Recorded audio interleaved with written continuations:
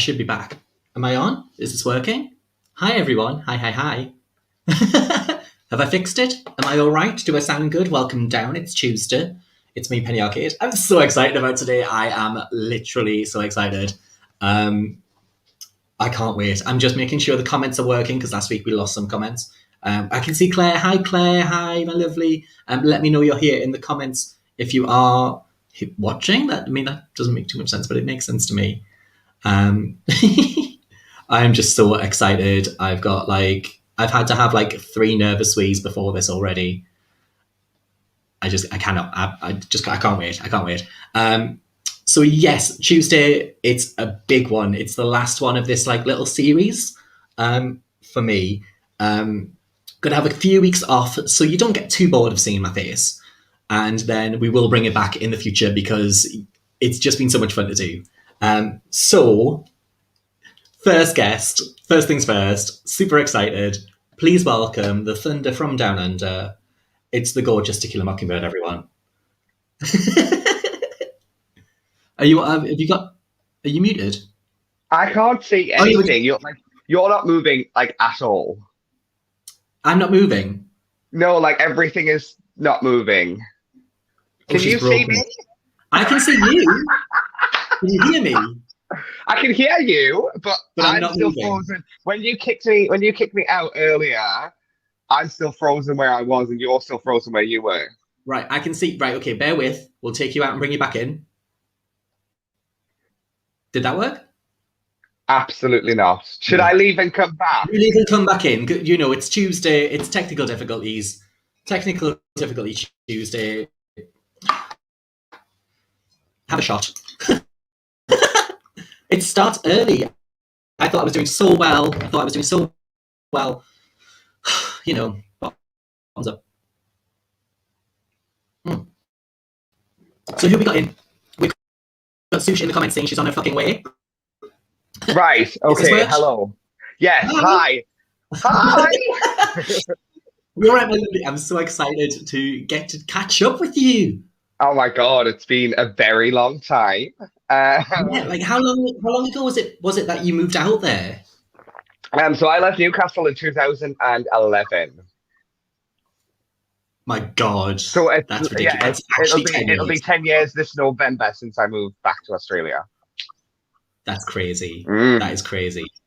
We had I've been going. I can't even talk. We've been going through pictures and things like that today of 2009, 2010, because 2009 was obviously the Broadway Babies year. Yeah. Where the 4 of us got together. 2010, Plop came and joined us as in the friendship group, and it's just been so long since. Yeah, it's been a very long time. It feels like a completely different time as well. Oh, absolutely. Oh, hang on. I'm getting told off by Claire. Sorry, did I say Tuesday? I'm so sorry. It's Tuesday. It's Tuesday.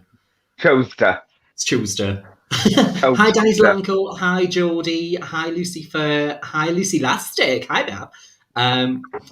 What time is it, Tequila? Asked Delanco. It's 5 minutes past 7 in the morning here. So yeah, we hate daytime drag, but girl, this is thank you so much for doing this. No, of course, obviously. I wouldn't miss it for the world. When you messaged and was how do we get this happening? I was just yes, let's absolutely make it happen. And obviously when Sushe jumped on board, I was just so excited. And then when Lucy got back in touch and was yeah, I'll do it. I was fine, we've got all 4, amazing. And then Plop was I want to be in this. And I'm good, you know what? Why the fuck not? And I was fuck off, Plop. It's not a free-for-all. But it is. It absolutely is. Truly, it really is free-for-all. We've got Nathan asking, who's that? This is Tequila Mockingbird. Who's that? She's one of my drag sisters from just a couple years ago. She won Drag Idol in Newcastle. What year was that? 2008. 2008. Oh my God, it's been going that long. And won Drag Idol in Newcastle 2008. She worked around the Newcastle scene. She's gone back across to Australia and she's rocking it over there. Non-stop work for you, girl. Yeah, I took a little bit of a break. And yeah, it's sort of all come back in the last like few years. I started doing it again and really sort of developed my brand again, and pretty much just doing the same things that I was doing back in Newcastle. Yeah, I'm still doing Liza, of like course. You couldn't not nothing do ever that. changes. Well, that's exactly it. Nothing ever really changes. But yeah, really working non-stop. This is my first gig of the day. I have another gig later on tonight as well. I'm hosting bingo. And then I launch a brand new show with another one of my sisters tomorrow night. Amazing, amazing. Like, it's nonstop. We do have another guest jumping in the room. I'm so excited. First time in about 11 years, we've all been in the same room. Ladies and gentlemen, Sushe Buffet or Ruby Reynolds. Cheers, ladies. Oh, it's so nice of you to put as much effort into your drag as usual. Yeah. Because you don't have any drag anymore, do you, Sush? No, I think I found an old wig in the cupboard this afternoon. Go on, put her on. Yeah, go put it on. Go put it on. Yay! It's good to know we can still bully her. Yeah. She might be thin now, but we still bully. Yeah. Oh my goodness. Will a farty neck do it? Asks Akridge. That's how you turn off a lamp. Oh my goodness. Plop's here already. Oh my god, so excited. This is amazing. Lucy says she'll be 2 minutes. Oh my goodness. Oh my god. I'm so excited about all this. Tina's still with me. Tina. Dear. I'm making myself a little vodka because I normally do wine, but tonight I fancied a little vodka. I've got my little Tequila Mockingbird. Oh, where's the camera? My little Tequila Mockingbird mug. Oh, she's got merch. Can you buy it online? Do you deliver it to the UK? No, this one it hasn't actually come out yet. It's all of my designs just on one mug, so I'm waiting to release. I've got some things coming. Oh, yeah. Sush, why do you look like an extra in hair? Let the bastard sunshine in, bitches. We've got Mona saying, Ruby, you're looking well. I don't know whether to call you Sush or Ruby because I've always called you Sush. I will call you what the darling. I'll be called much worse than anything anyone's going to say tonight, I tell you. To be fair, I think I was the one doing it, so.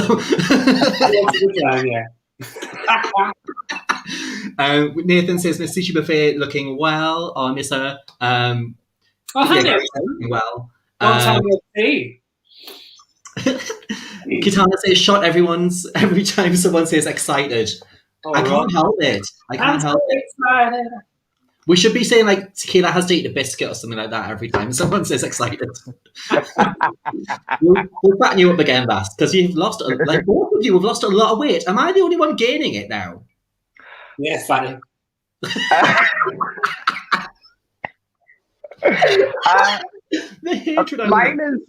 Mine is mostly contouring and tricks of the camera and a really good ring light. Yours is fucking cartwheels, you crafty bitch. Yeah, I saw that. Still doing cartwheels at your age, girl. That's dangerous. As long as the body is willing, I will keep doing them. I don't know how much longer I've got left. Right, here is the moment. For the first time in 12 years, the 4 Broadway babies.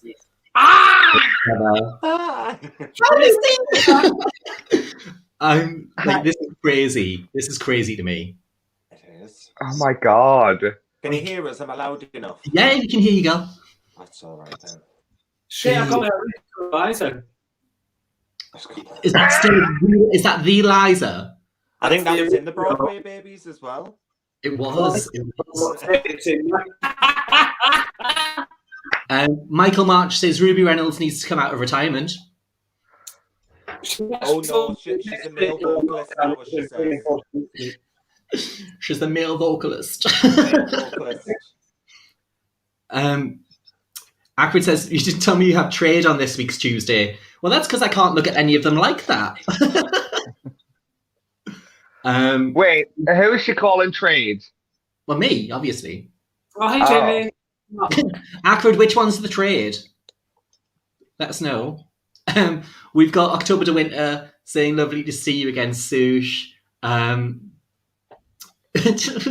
Oh my goodness. Nathan Wilson, Vicky says Ruby the wig looks like Cher's soon in Moonstruck. Oh yeah. Camp. Loving the long hair, Miss Lucy, says Samantha. Thank you. It's Oh, one of the only wigs I think I've still got in the house. Is everything else across the Manhattans? Me other better wig. Oh, man, We did a photo shoot at work on Wednesday, and I literally left everything there. So I'm not going to need it. And then you said, "Oh, do this," and I was like, "Crap, I've got nothing to wear." I was like, "Oh well, what have I got?" And I was like, "Oh, that's styled. I love that." I've got wigs that aren't styled. I'm trying to not be one wig Lucy anymore. I think all of us had that moment where we were just like, I'm just wearing the old familiar. Like, that's it. Like, I'm having that one wig, and that's what I'm doing. It's lasted for like 7 years with Shirley. Yeah, well, that's what I mean. I've always been known for having the one wig, and then I nearly died, so I got another wig, a grey one called. I got another one, and I thought I'd call it Oh My God. I was gonna call it Oh My God because I thought Uma, because I was like, oh my God, I'm still alive. So then that was that wig. And Whatever happened to her? Do you remember? Oh my God. Oh my God. Was it Oh My God? Or are you on about Uma Days?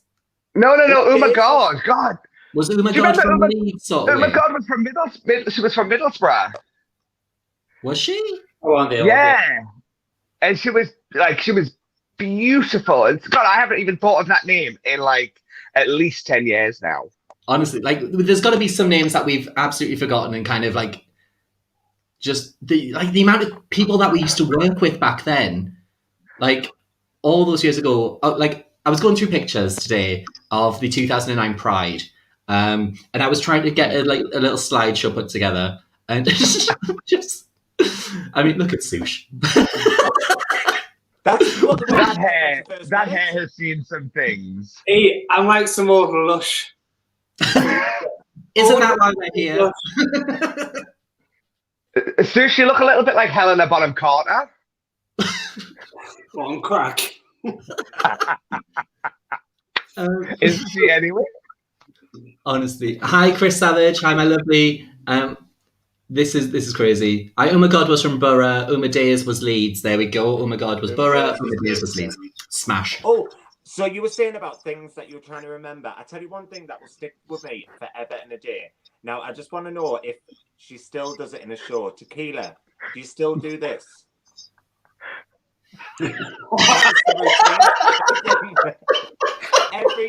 every number we were going to do in the show, that's all she's trying to do. I really can't do it with the song. Yeah. Yeah, and I still. I was like, next song. I still do. Next song. Oh my God. Oh my God. That is a flashback. Like I still have like PTSD from like do it again. Like, I wonder who that was. You know, we live a good regret. Just being in I remember the night before we done Pride, and your brother was sat there, and he was, and then there was the husband at the time, and it was like, I think, what was it, about 1 o'clock in the morning? We were all like, right, we've all got to be up at 7. Do it again. Come on, right? I want to see it perfect. We were just like, I think we're going to die. We're not going to. Full energy. We need full energy. It's 1 o'clock. At 7 o'clock. Well, we didn't get up at 7. I remember the rest of us waiting outside the yard for about 2 hours. Where the fuck is Lucy? Well, it wouldn't be Miss Lucy if I was on time for anything, would it really, to be honest? Well, this is very true. It's nice to see oh my God. kept up. I put it in my will that I want to turn a plate for my own funeral. It's written into my will. Honestly, but I've been up early nowadays, being a uni student and all that. 2009 Pride though was such a moment because, like, for all of us, it was the first time we'd really put together like a collaborative show in drama. Yeah. Yeah, it was like there was some amazing numbers in there. Like I had a little quick look through, and just trying to remember things. we had like we had mine hair for tequila. Gila did mine hair on the chair and everything like that. We opened with "Oh My God, You Guys" from Legally Blonde, and did the full fucking Legally song. Blonde was like brand spanking new at the time. Like no one had had the chance to perform that number, and everyone had a role. We had costume changes, we had sets and props. we had a rickety wardrobe which cost £20 and a bit of fabric. That was your window for some somewhere that's green. It was window for that as well. It was a rickety set on wheels, and the stage, as the show went on, because it was raining that much, the stage started subsiding on one side. Everything started tipping sideways as we were going through this water. And the poor sign language guy at the end was just like, "What is going on here?" Oh my God! Language guys, and I think they just kind of gave up halfway through and just was like, "Don't know what's going on, right? Just leave it." It honestly, like, they were trying their best to help the queens out, because we were like, "We can't walk on this mud. It's not a thing we can do." So they were like cardboard boxes. There was bits of grate everywhere backstage for us to walk on. And then just to add fuel to the fire, Plop turned up as Osama bin Laden. Our Tuppence is here. Our Tuppence has just asked, anyone remember Tequila's fat suit for hairspray? It wasn't even a fat suit. That was like what it was. Squeezed into a fucking bodysuit. I was going to say, wasn't it just a pillow? No, it wasn't even a pillow. It was literally just stuffing from a pillow stuffed into like a bodysuit from Primark, and then with the red gown just pulled over the top of it. Hey, that was funny. The things honestly, the fucking, this is all bringing back so many like amazing memories. It's I'm just trying to think of.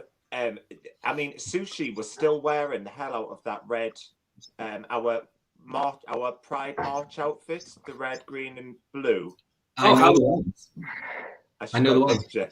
I do have pictures, but they're on my. I was trying to get them so I could put them on the screen. But honestly, like, there's some amazing photographs from the day. I'm so tired. Yeah. You still, I hand stitched every single one of them bloody cuffs and feet things. You did. I did the night before. I didn't have cuffs. I had a fluffy jacket, which was like a bolero jacket. Yeah, I'm pretty sure it came as part of a drinks promotion for one of the bars or something. Is that a moment? I'll count. Look at that. Look at them. So she was still wearing that? I mean, she got that fur thing, because that was the one I didn't sew. There's our tequila. Oh my God, I wish I could be that thin again. We've got the Lucy. I will put all of these on Facebook afterwards so you can see their full glamour. There's our Sushe. I had these big blue eyelashes on that were like that big. And because it's only fair, there's me. Okay. There we go. In a little flicky shake and go wig. I look like Anthea fucking Turner. I think that wig I think that one I had on there, I think that's the biggest my hair's ever been. Well, I think my wig was Tequila's. Oh yes, it was. Because I had that flicky outy one, and then I had the blonde, like, curlier one. But remember when you could just get away with wearing a fucking shake and go wig? I still do.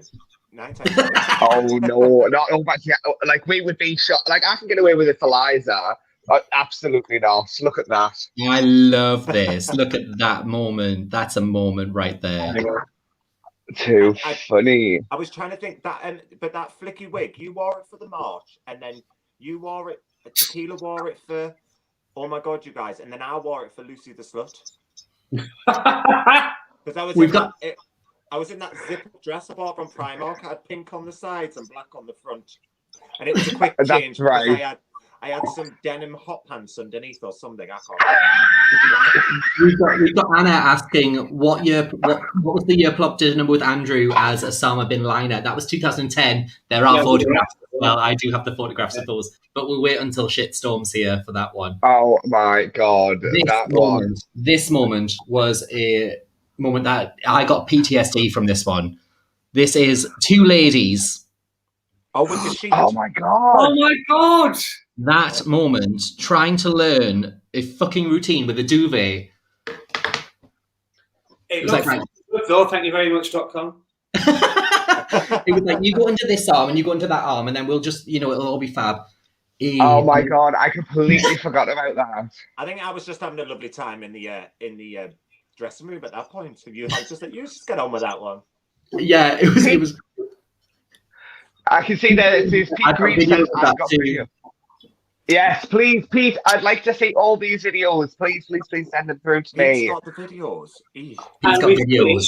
Didn't we? We finished with Hairspray. Yeah. And literally a full decade later, I'm in DJing away in Easy Street, and people are like, "Oh, do you know the Hairspray dance? Bitch, I choreographed that bastard." 20 years later, you're still doing it. What's wrong with you? And on top of that, I've never met. Oh, do you know the Hairspray dance? I should think so. Oh, it gets better, because don't forget as well, I was the same when I went to Gran Canaria about 2 years ago. They're only doing it in Ricky's Show Bar in Gran Canaria because Gloria had taught them. It's a legacy. We have a legacy, girls. Exact same time. Wow. Yeah, you were the official choreographer for all of it. International choreographer, thank you very much. Yeah, honestly. It's very fussy. It's very fussy. Very fussy. Oh, mine is very fussy. Lucy probably joining us soon. She's just getting ready, I think. But you know what she's like. She's going to be late at some point. So yeah, all the videos on YouTube. I think we're going to share the links later on in a very a little stream for that. Saying the routine's still done in Rusty's as well. Yeah, absolutely. We've got I'll be saying that fucking dance still done today. I wouldn't know who came up with that. It was all Sushe. It's all down to Sushe. But you did have to change it though, didn't you, for Gloria, because she couldn't do the jump. She couldn't do the turn. She couldn't lift her arm up a certain height at that time. Oh yes. She can now. After years of doing Hairspray, she can lift it proper high.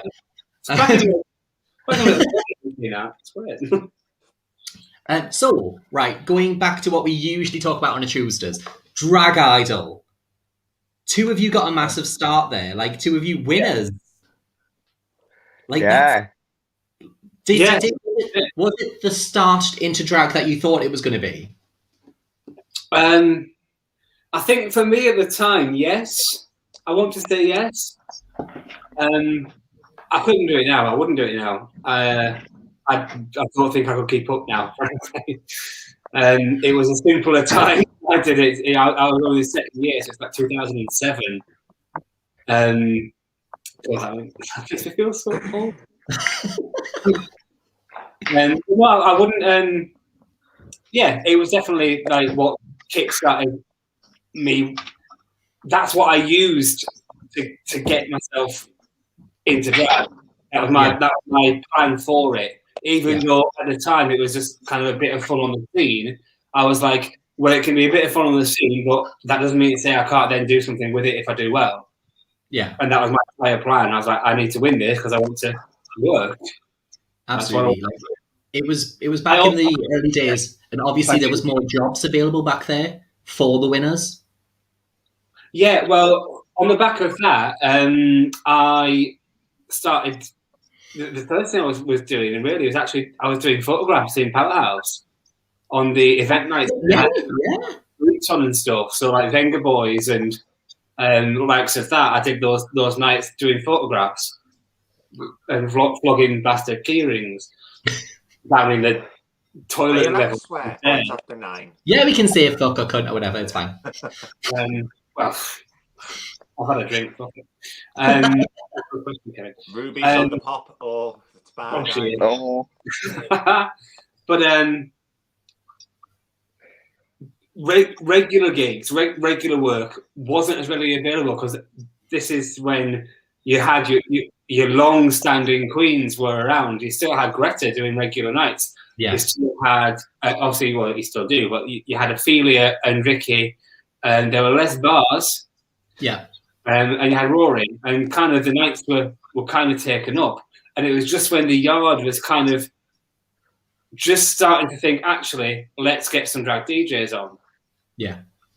Or let's get something on. And literally, my friend Michael marched me into the yard one night. I wasn't even in drag at all. I might have been, I can't remember. He just marched me into the yard, walked up to, I think it might have been Tim managing at the time, possibly, and just said, "Oh, he's better than that shite." Because they just had, I can't remember who it was, but it was just some bloke playing music, karaoke. No, it wasn't you. That's an awful way to talk about Jenny Tonic. No, she was actually me. We've got Frenchie Kiss saying hello, ladies. Hi, Frenchie. Hiya, Frenchie. Hi, babe. Hiya, Fred. We got a question asking who was the judges your year? My year, which is 2007, it was hosted by Kitty. It was hosting. Yeah. The judges were Vicky, Greta, who else? Well, Athena, I think. Yeah. I believe it was just 3 judges. Didn't Diane, the singer, done one year? She was the first year, and she won the first year. She was with Frenchie Kiss. No, didn't she become a judge? Oh, no, I might be getting it wrong. No, she kind of picked up some of Kitty's karaoke work. Yeah. She started working for Top Cats Entertainment, and that was where she did a lot of hosting and got a lot of work on that. Well, yeah, it was Vicky, Greta, and Ophelia were the judges, I'm sure, of my year. And I remember... off Jack. I was just literally seeing Jack's comment as well. That's hateful. Yeah. That is hateful. What did he say? Jack said 2007, I was in year 6. Fuck off.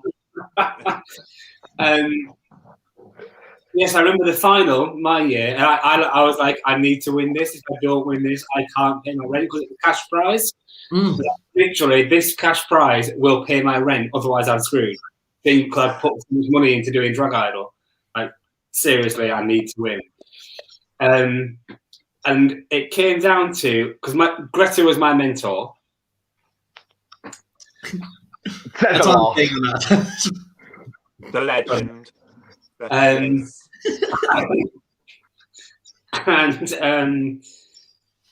it was between me and Sarah, who's now Baron LeVay. Baron LeVay. Yes, yeah. And at the time, she was doing the whole Four Queen thing, which she was Helga von Rugmundscher. Amazing name. Oh yes, I remember that name. I loved everything she did throughout the competition. I thought she was amazing. Yeah. And the judges just didn't get her. Didn't get the idea. It was a time back then for women doing drag. Yeah, it was, but made her way through the final. Took on the critique each week.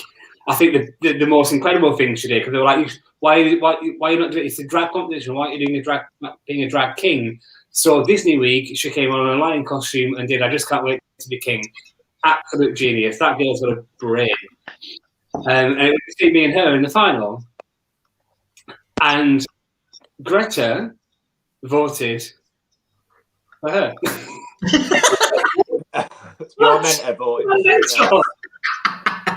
And then Kitty, God love her, and put it to an audience vote.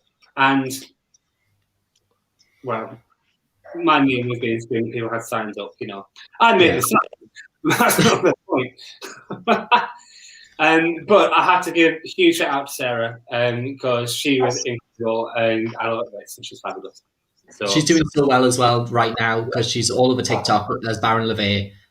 She's got like 70,000 followers the last time I heard. She's probably got more than that now. She's doing absolutely amazingly. Obviously, she's done things like Sunday Night Live on the Newcastle scene. She's done a lot of stuff as Baron. And she's just gone from strength to strength since starting them off a couple of years ago. I'm also kind of outside of the whole kind of scene world now, but I think she's very much been one of the driving forces behind the regeneration of drag in Newcastle as well. Absolutely, absolutely. She gave a lot of people the chances when she was managing Central. Yeah. She gave a lot of queens and performers and drag artists the chance to come in and do things where they might not necessarily got work anywhere else. Absolutely all about the drag for that one. Amazing. Are you just making up Tequila? Sorry, it's the sun's not even up yet. What about you, Tequila? What about your year? So my year was 2008. It was hosted by Rory. And the judges were Vicky Paris, Kitty, and Ophelia. And my mentor was the one and only, the incomparable Vicky Paris. And it was wild. I thought I won that first week. And that first night, like doing it, was my very first time in drag as well. Oh, I didn't know that. Yes. Yeah, so I'd never done drag before that night. So I went to Rebel, and I bought a Rebel. I bought a gold, this awful gold tight fitting sequin dress with a tiny little fishtail skirt. It was fucking awful. I love Rebel, I'm not gonna lie. I had a wig that I got from Greta that had quite a few hairs in the front, but if you turned around there was nothing in the back, so I sort of just combed it over so you couldn't really see the bald patches in the back. And that was it. And I sort of won that first week. And then as it went on, we had like Eurovision week and musicals week. And I don't think I ever at any point fell into like the bottom of the competition. And then it just kept going. And then it culminated in the finale, which was I did Show Off from the Drowsy Chaperone. Yeah, which you're still doing now. Well, I haven't done it in a couple of years, but yeah, I had like 6 costume changes on stage, and Vicky made all of my costumes. They were all like tearaways and reveals, and my highlight of that number was Vicky standing up and just holding some bottles. Make the place. Yeah, because Vicky could not be any less confused to have to stand up. Nah. She was like, I'm comfortable here. I've been sat down all night. But it was really camp, and then I won, and then that was it. That sort of started my whole drag journey in Newcastle, and then I obviously went on to. I was like working behind the bar in the bank for a bit, and we were also doing shows. So when Rusty came in, she was doing shows on a Monday night, and I would get up and do a couple of numbers with her, and we'd do like Sundays and things like that. It was just it seems like an entire lifetime ago. I don't know where the time has gone. Well, it's not on your face, Pet. Like, you still look as fresh as the day we met. Oh God, yes, Mr. Lee was my year. Mr. Lee was in competition my year. Mr. Lee. Yeah. Oh yes. Mr. Lee. And she's still doing Tequila. Yes. I forgot all about Miss Lee. No, she's still doing a lot of stuff down in London. She's doing very well for herself down in London. Oh, well, that's good.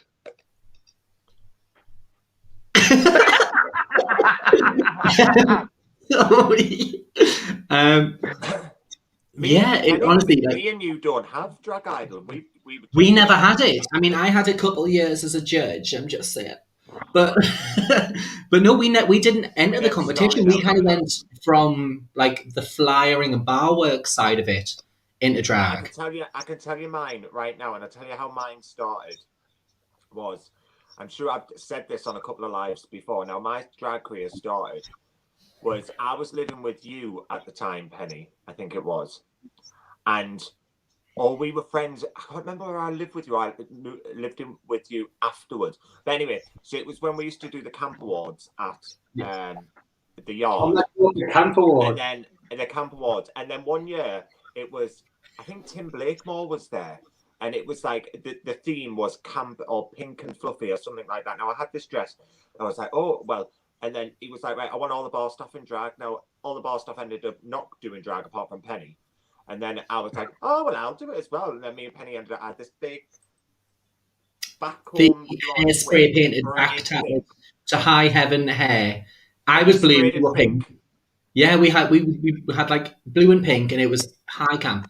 But we reused those looks as well we reused those looks for the Drag for You heats.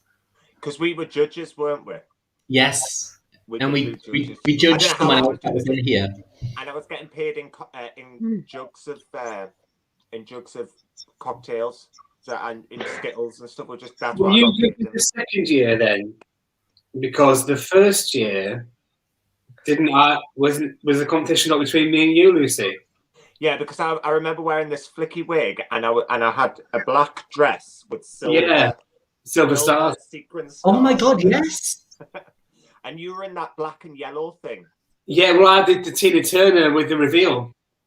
I love the fact it was like a black and yellow thing. It was a gold and black sequin sequin frock. Yeah. Which actually, Just that black and yellow. Black and yellow thing. I think it was because I'd done a parody of Susan Boyle, and I had a big crow's nest in my hair, and I had birds fly in my hair and stuff like that. I think I'd done a parody of Susan Boyle. I can't remember what the song is, but it was something along those lines. Back in the days when I done cabaret, I'm glad I just stopped DJing. Like, would you get back into cabaret given the chance? Well, if I had another working arm, then yeah. You don't need two working arms. Well, I can't really move it that way. I just do a thing.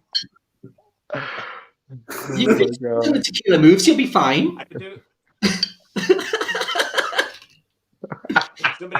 Just do a one-arm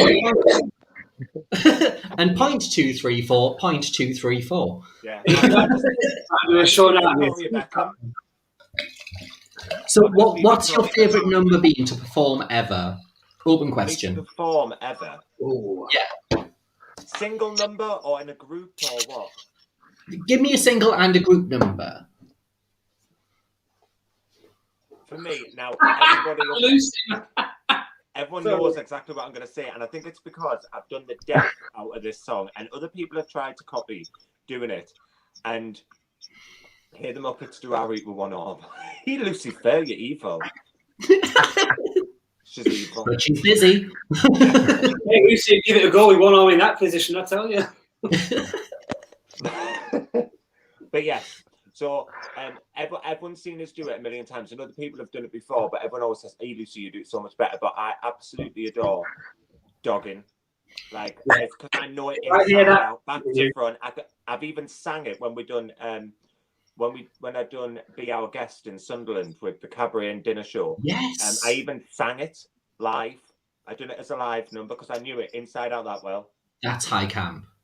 So that's probably my favourite single number. But I do like Welcome to Havana. But anyway, that'd probably be my favourite. And my favourite number, yeah, that would be a moving Welcome to Havana. I was like, hang on, I know this dance. That's it. I'm trying to think, what would my favourite group number ever be? Apart from Oh My God, You Guys, obviously. I think... I don't know. It's a toss-up between two. It was when we done with Carla Jackson and Vicky Paris and me. We done Viva Las Vegas, and it was the first time I ever had like showgirl. I had big feather headdress and a big backpack, a collar with feathers on. It was the first time I'd ever wore feathers, so I just thought I was the best thing since sliced bread. And we done that. But it was either that or I'd done Dream Girls with David Dale. Yeah, like David Dale is such a legend. But we'll get back to her later. Yeah. Swoosh, what about you? Favourite solo and favourite group number? That's so hard, because there's so many brilliant little things. I think when me and you were doing Hot Honey Drag, which was such a special time, like all of it was just brilliant. And absolutely, Pete there's just mentioned the Moulin Rouge medley, which at the time I really loved. Now I like, because that's recorded on YouTube somewhere. I feel like maybe it's not appropriate these days. We couldn't bring it back. We'd have to completely revamp it if it was ever going to happen. Which one was it? The Elephant Love medley. Right. But during the number, Sushe in boy drag. No, hang on. No, I was in boy drag. I may have dropped a small tablet into Sushe's drink during the number, And it Oh was yes, I very remember. inappropriate. Do not drop tablets on people's drinks, guys. No. Yeah. Absolutely not. Probably you're all right, but We did spend numerous days figuring out the ratio of how much Diet Coke to have per Mentos. Because we wanted to fizz. It had to fizz in the glass and all the... science experiment that way. Actually, that is on Pete Green's YouTube channel to see. Yeah. But I think the favourite that me and you did ever, and to this day, it creases me, was when we did Barbie Girl in Edinburgh. I heard about this. Oh, I didn't have the pictures of that one. I do have us in Edinburgh. There's us in Edinburgh. Oh, being yeah. perfectly in time for Hot Honey Rag. That's a first and only. The one photo of us in time. There are pictures of us doing Barbie Girl as well, so I will make sure to share those as well. And Tuppence, if you're watching, compile a little, because they're all on his profile, but he's got the folders hidden. Tuppence, compile a little best of and let us share them. Yeah, solo number wise, that was.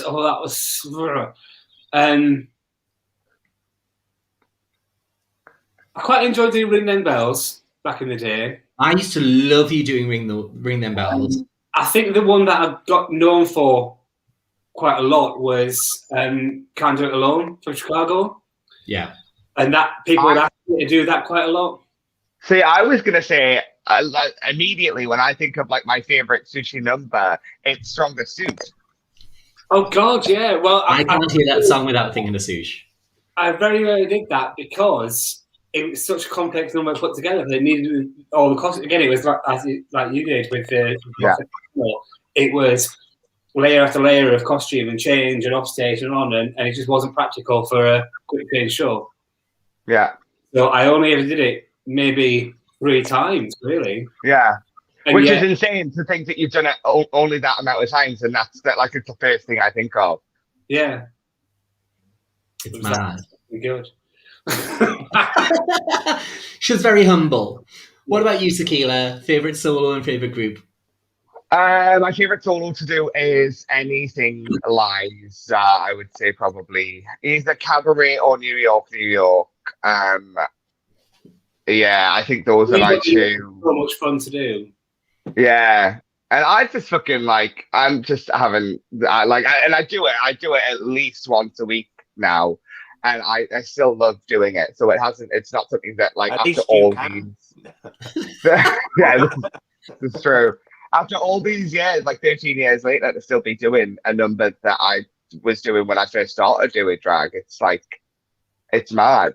And my favorite group number, it'll probably be Sushe. It'll be me and you when we did Nowadays. Oh yes, we did. That was love. Yeah. Yeah. Didn't Tequila? Didn't you do? Now I don't know if I'm getting confused whether it might have been you or Test, but did you not do? Because I did love that number. Did you not do "Man I Feel Like a Woman" by Shania Twain? No. Maybe that was Testicle. Who's still working right now. No. Frenchie Kiss used to do "Man I Feel Like a Woman." Yes, Frenchie did. Yeah. Yeah, Frenchie was well known for doing that. I'm going to be happy with you, Luz.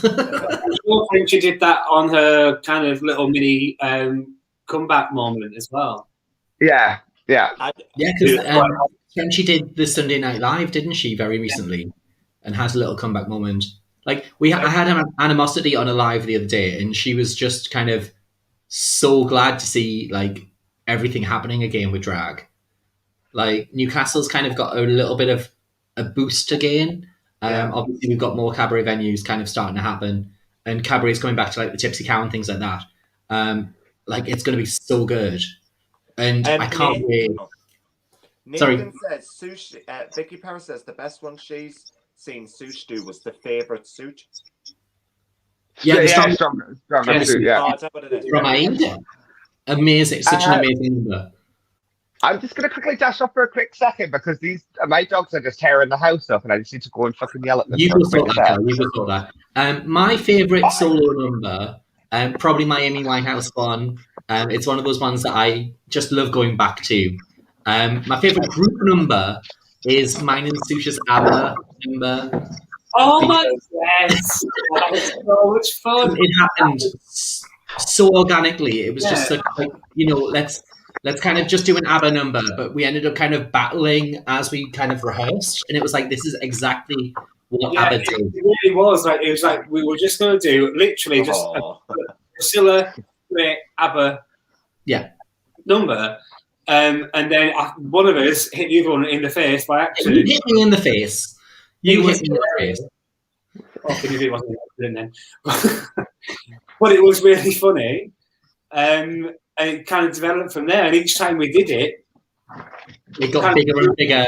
And and then it was more choreographed, but even less kind of like every time we did it, we never quite knew what the other one was going to do. So it always had that like edge of.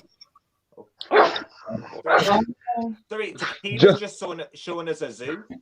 Fuck my reminiscence. She's got dogs. I'm trying to calm them down because they're fucking tearing this house apart because I haven't given them breakfast. Tequila. In payback, here's a tequila. Look. Oh, fuck all the way off. Do you remember you in the Gumby outfit, girl? Remember when we got those photos taken? My makeup in that is fucking shocking. Misty Lee says her favourite numbers from...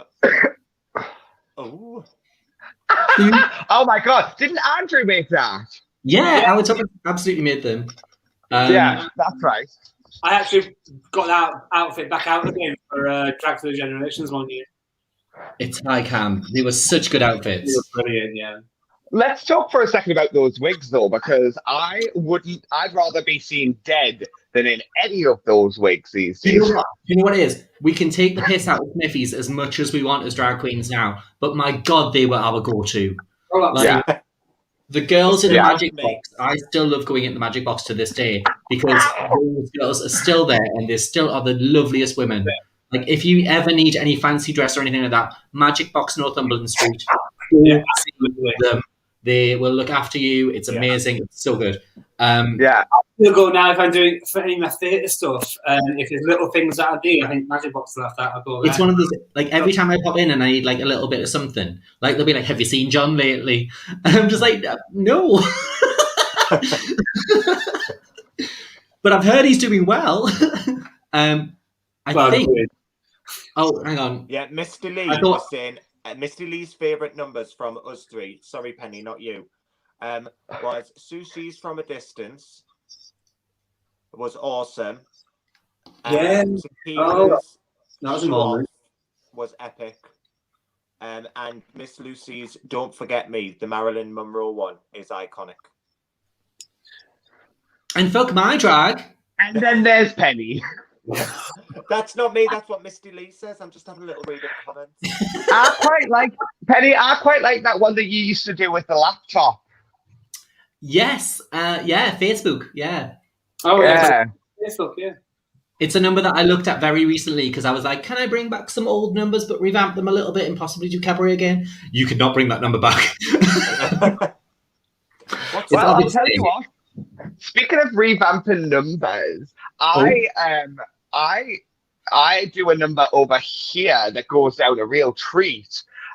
In a coat covered in bird shit with birds on me, where I literally I fire bread into the audience doing Feed the Birds, which is of course Ophelia Bay. So I've repurposed that over here. Certainly myself, you, Tequila, and you, Penny, we've all done that number. I think. Have you done Feed the Birds, Lucy? No. We've all done it slightly differently. I mean, I Mary Poppins. 9 times out of 10 when I done cabaret, it was always with Vicky Paris. So Ophelia done it with Drag Attack, so we kind of steered clear of stuff that her and Ophelia done. So we kind of use stuff. I feel like that's very fair. I do feel like that's very fair. Like there was moments when I was working with Oh my God, Pete Green says Schadenfreude. I forgot all about Schadenfreude. Yeah. Schadenfreude. Oh, fuck's sake. Fuck you, lady. That's what stairs are for. That's Yeah. what I always say. He still new at the time with that horrid brown dress. I don't know why that brown dress was the outfit for it, but it was fucking there. Thanks to Ophelia for that one, because Ophelia was like, here's the dress. I was like, I'll take that. I've just put I'll have that. Thank you. Yes. Am I correct in thinking? Oh, is it working? Is it working? Not a Osama bin Laden. It couldn't be. It could never be. If she comes on this fucking screen with a fucking Osama bin Laden mask on, I'm tapping out. I didn't know what I've done to this. Gary, I need you to fix this. I broke it. They're not built for numbers, these ones. They're built for sitting down in a seat.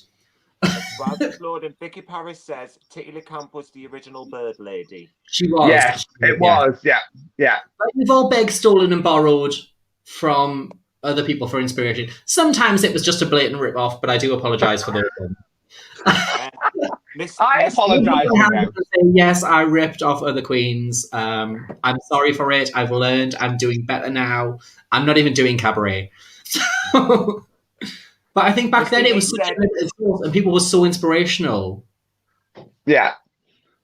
But no, Penny, Misty Lee didn't leave you out. She went, I rarely seen you do cabaret, but your Ursula was flawless. Poor Unfortunate Soul is one of my favourite ones. I love doing that number as well. It was the moment that we brought the stick coat out, and I was the first queen on Newcastle scene to do a stick coat that wasn't Vicky Paris. Yeah. And I remember it going like, I'm so nervous about doing this number for that reason. And Vicky was backstage, and I just remember going, oh, and hearing, oh. And I was like, I don't know how to do this. Actually. Honestly, it was such a fun number to do, and the stick coat was perfect for it. Frenchie, we love you so much. Frenchie, goodbye, Frenchie. Bye, Lars. Shitstorm, I don't know what you're doing. I'm trying to add you in, but she's clawing away from the pits of hell. She's just not here. I wasn't going to have a drink tonight. I've just clearly changed my mind. I'm at work tomorrow, so I'm not having too much. But Penny, have you got a Sambuca with you? I do have a little just a small bottle of Sambuca. A little bit left. So Lucy, have you got Sambuca? No. Sick. Girl, you're letting the team down. We're the Sambuca generation. I haven't got a drink, but do you know what it is? I am going to go and grab a can of Foster's, because I can have that on a Tuesday. I think one will That's my good girl. That's a good girl. Well, whenever you think of me and Penny kind of working, DJing together in Diva, particularly, it was Sambuca's. But hang on. Oh, it's no. Too late. Wow. That was the moment. Where's the little camera? There we are. Cheers, girl. Don't look at how floaty it is. I just don't want. Sorry. Penny, Dicks in your mouth. Oh my God, Delilah Dicks. Yeah. So, yeah, me and Sushe went up to the Edinburgh Fringe for a year. Paid to do the Edinburgh Fringe. It was amazing. Such a camp event. And we met an amazing American comedian called Delilah Dicks. And her entire show was a piano bar setup. And she was like the drunkest Z-list celebrity you could meet. And her show was fantastic. She had the original music. We literally hit every show. Yeah. Like she was sick of seeing us to the point where we'd go in and just sit at the back. It was like, if you need us, we're here. Like, and we. Like message her every now and then. Do you? Is she doing well? Yeah, she's doing really well. She's got 2 kids now, I think. Married 2 kids. She's moved from New York to LA.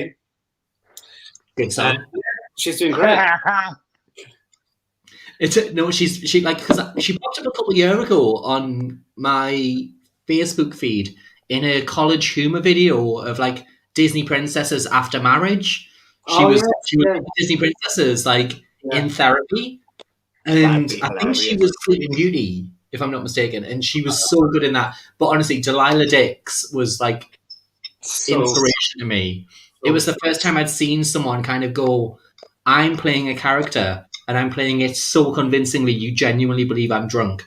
Yeah. Like she was so good at being drunk. I quite often play that character, and it's I so quite often convincing as am well. that character.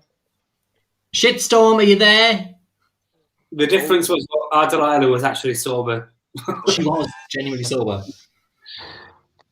Greg, So am I, no? having trouble. Do you think drag makes you an alcoholic? Yes. Yes. Yes. I was Yes. going to say no, but yeah. I drink a lot less than I did when I was doing drag. There's many a times that I've seen our Ruby go, and when she'd do one of the nights when she'd host and we were doing cabaret, she'd go, "Oh, I brought the car because I know for a fact if I don't, I'm gonna drink." She'd still end up leaving the car and picking it up on her way to work anyway, because she'd have a drink. Shitstorm, if you're having problems, keep trying. We will get you in. Are you using Chrome? Are you using? I recommend one of those if you're not. Please keep trying because we need to have a little chat about Osama bin Laden. Yeah. The thing with drag and drink is, I think that's how people like to tip you as a drag queen in the UK. In America, you earn your tips. That you get paid a lot of the time through tips, cash. Yeah. So, and that's understood. Over here, do you want a drink? Or here's a drink. And it's like, well, it's now for me, it's not even Lucy, do you want a drink? It's they literally walk in, they wave to us at the bar, and then they walk straight up and go, Lucy, can I have also? And there's a shot, and I'm like, oh, it's gonna be awkward. It's the same here because it's the same here because like the smallest note is a $5 note. Not that we'll be going back to notes now, but yeah, so they don't really tip. People are tight horses, but they'll buy you a drink. Yeah. Oh. They'll happily go and spend like $10 on a drink.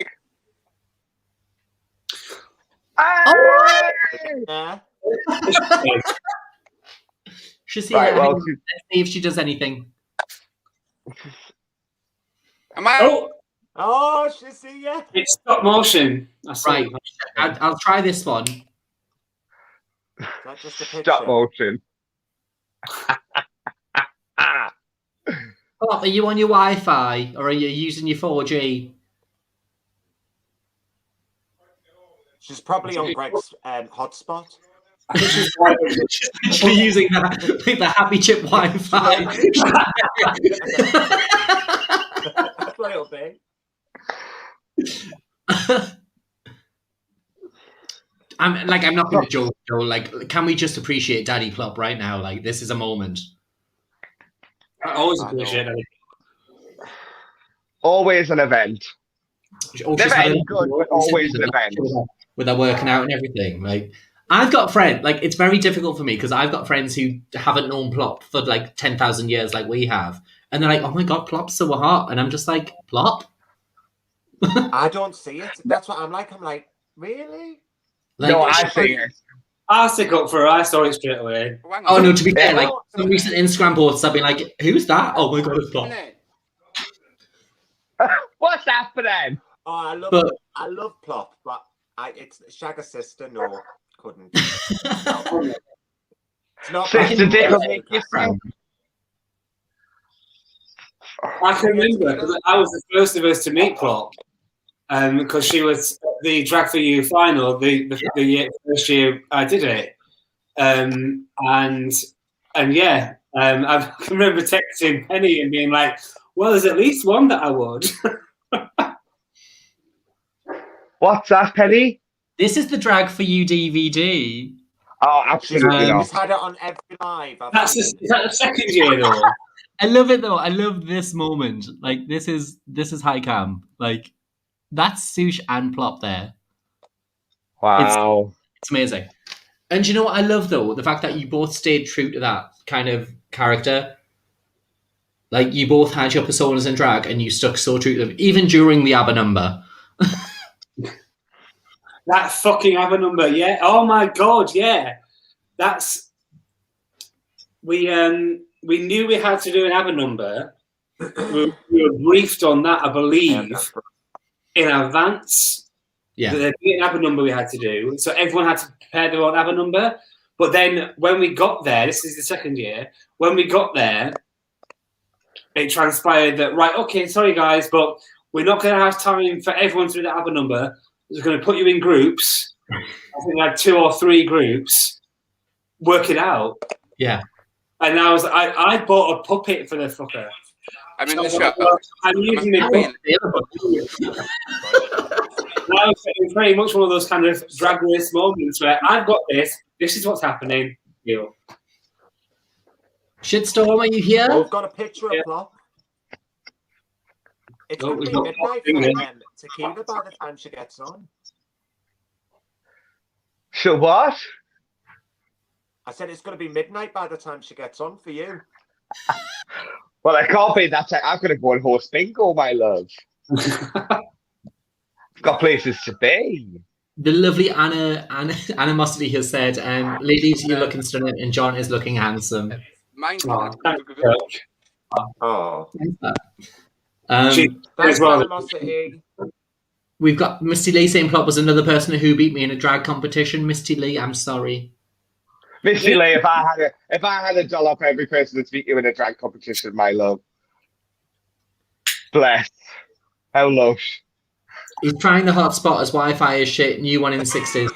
We've got Plop's Greg giving us the rule down on the updates, so it's Greg. Just let us know what's happening because we need our shitstorm in here at some point.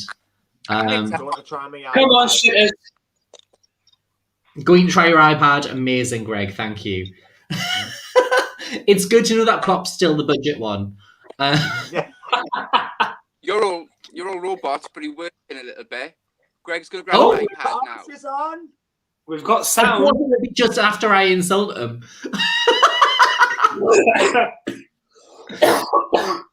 Can you hear me? How are you doing, lovely? Can hear you, yeah, Yakida. We've lost her again. I've had a guts full of this.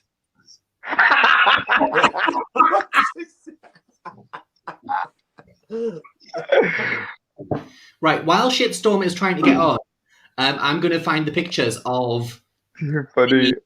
The moment that introduced Newcastle scene to Shitstorm. This may be slightly Triggering for some people. nowadays. But right, so we've got the lovely Shitstorm there on stage. There you can see these pictures somewhere. It's all very blurry. I wish I had a screenshot, like a proper slideshow, but I can't make it happen. When we were going to do a close-up of that moment, but thank God it's blurred. So that was Osama bin Laden on a dog lead. This is Plop on top of Osama bin Laden. I love the lesbian in the front row with a builder's hat on. Right, have you got like? We can hear you. On you or whatever. Get it to send you the link. Wait, keep all of that. So send it the right. So. No, I think we've got you. I think we've got you. Oh no! I tell You're you what, here. I'll send it to you now, Greg. No, you're here. Don't leave. Don't go. Through it. I can hear them. And they've left.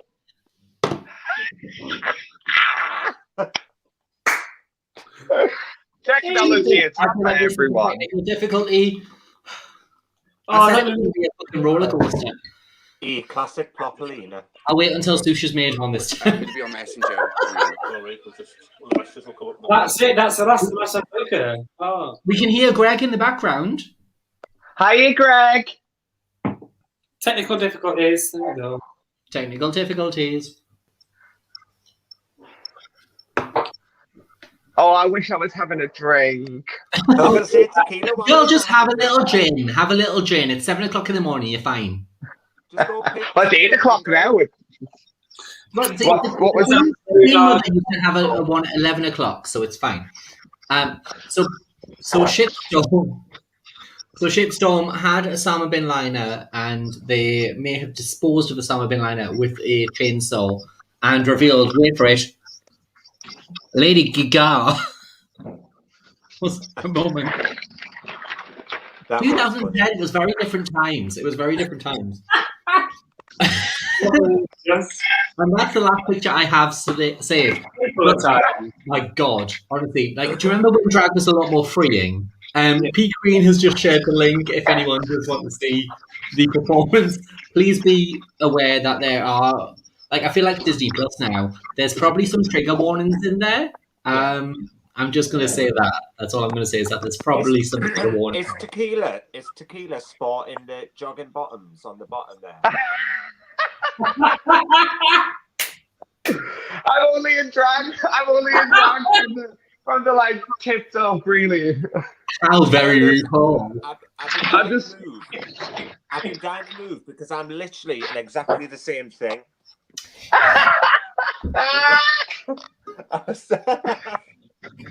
Oh, It's dear. like the not work. No fucking thing. I can't pick them up. At least I did zero effort. If I'd have done it, I'd have gone all the way. See, that's the most difficult. Plopalina Shitstorm. Oh my God! You're here! You can hear me!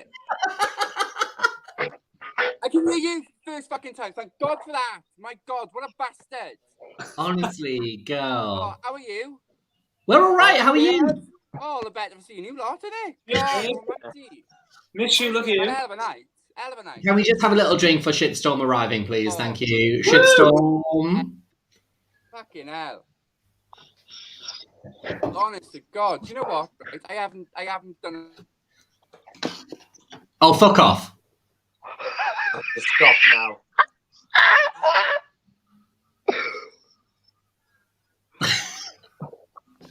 I said it was going to be a Tuesday, not to be missed. I love how Tequila's like 1 million miles away, 12 million hours away from us. Yeah, she's perfectly fine. It's like just sat next to her.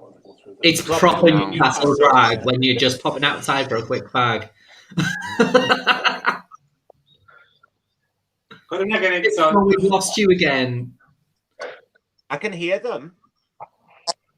Do you hear me? Yeah, We can hear you.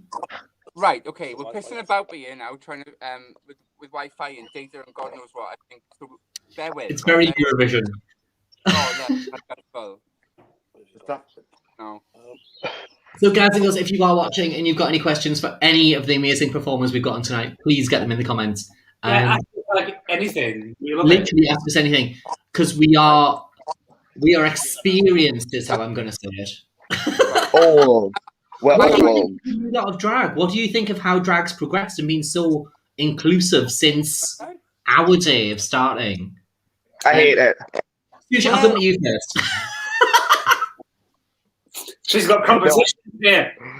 Yeah, no, I don't hate it. It's I actually really love and like the drag here is so progressive. We have so many AFAB queens here in Melbourne in particular. So that's for those who don't know or are watching at home that don't know what that is. That's assigned female at birth. And there are so many of them here. Back in the day, we used to call them folk queens, but now they're just drag queens. Then there was bio queens. Then there was AFAB queens. I just call them fucking queens, personally. Well, that's exactly it. Yeah. That's exactly it. And like, obviously, today is Transgender Day of Visibility as well. Absolutely. If you aren't able to be your true persona, please. I put a little status on yesterday. Because Trans Day of Visibility, if you aren't able to be your true persona, please know we are all here for you. We see you and we love you. We are here for you. Be safe, honestly. Do what you can until this is all over, and then your time will come, and we can't wait. We can't wait to meet you. We have some of the most spectacular trans performers here in Australia and in Melbourne in particular. Like we have the Wi-Fi to like you would have seen and heard of them in like Priscilla the Lay Girls and things like that. Plop, that's the best you've been. Don't touch anything. Is it working? Come on, out. Yeah, it's working, Greg. It is. Yes, yeah, it's working. Right. Working now. I had enough, I'm telling you. Hi, Tequila. Hi, Greg. Greg, get in there. Greg, come on. Right, there's our brothers, Greg, everyone. Lots of hearts. Greg. Lots of hearts. I've got to go to work in the morning. How do they tequila feels? Run it away. It is the morning over there. Yeah. Right, tell me if I go off. Am I still there? You're still there. Yes. Oh, I'm on pings here. Anyway, outright. Hello, Pen. Hello, Tech. Hello, Sushe. Hello, Luce. How are you? Oh, right there. Good. I'm all right. You all right? I'm all right. I'm fine. Well, I am now. God, right now. What's the curling? What have I met? What are you drinking? I got vodka and energy. Do you want a shot? That's normal. Yeah. What? Shot of vodka? Well, have a shot of vodka. Go on, dare you. All right. There we Hang on. Just don't touch the fucking phone. Do I need to do more shots? No. Yeah, don't. Yes, come on, Sush. What? We told you to prepare for this. Well, someone phone me in the morning. If you're at work tomorrow and it's a bit so, you'll be fine. So from the bottle. Oh. Big old yucky dad to you, madam. One, Have you two, seen that three. question, Penny? What? I said I was have no saying, have shot. you just seen that question? I think I'm Which the number question? one, so I'm kind of keeping an eye on the. Oh well, Tequila as well. So I'm Thank God you're here. 23. Yeah. So I'm 23. If you were to add up all the years you've all been doing drag as a group, how long have you been doing it? At We all least start at the 50. same time. At least 50. No, over 50, I would think. Because Well, I've it been is doing over it. 50, but I was saying at least to be nice. I've been doing it 13 years. Come next year. I've been doing it 13 years this year. All right, so I must be doing it come 14 years next year. So Penny's longer than me. I'm on 18 this year at Halloween. I know. So that's 18, 2015. 15. Sush, how many years have you been doing drag? Well, until I stopped, it's around 13 years. So right, let's add this up. 13. Who's doing maths? Is this like real maths? Oh. How many years have Real you been? maths? So you're 12 at the moment. And Plop, how many years have you been doing drag? I just want to check. Can you still hear me? Yeah. Yeah. Right. Okay. Great. Well, I don't know. I think I started properly, and I think around 2009 was when I first started performing with it. So that was 12 years. 12 years. So between the five of us, 12 and 13 and 13 and 18 and 68 years. Nearly 69. That deserves a frigging shot, that does. Oh. Hang and not one venue between us. I've got this stuff. I've never had it before. What is that? It's just like a Spanish liqueur. It's beautiful, but you have it with just a little touch of lime at the top, and it's like full of bottles, and it's beautiful. It's a Spanish Jaeger bomb. Don't pretend it's anything else. And lethal. Ole. El Viva España. Viva la diva. Viva la diva back in the days, girls. Oh, yes, of course. So, cheers, shalom, Shabbat. Up you bum, no babies. All of it. Chuckers. Chuckers. Oh, Plop's fools. Tequila sat there with a fucking cup of tea going, shut the fuck up, you lot. A completely empty cup of tea. Oh, girl. Right, Tess, what do you... Our Tess has got a good question. If you could perform a number together, what would you perform? All of us together, what would we do? Oh. It would have to be You Can't Stop the Beat. I mean, we tried to make Plop do it one year in Edinburgh. Who was New Year's Eve party.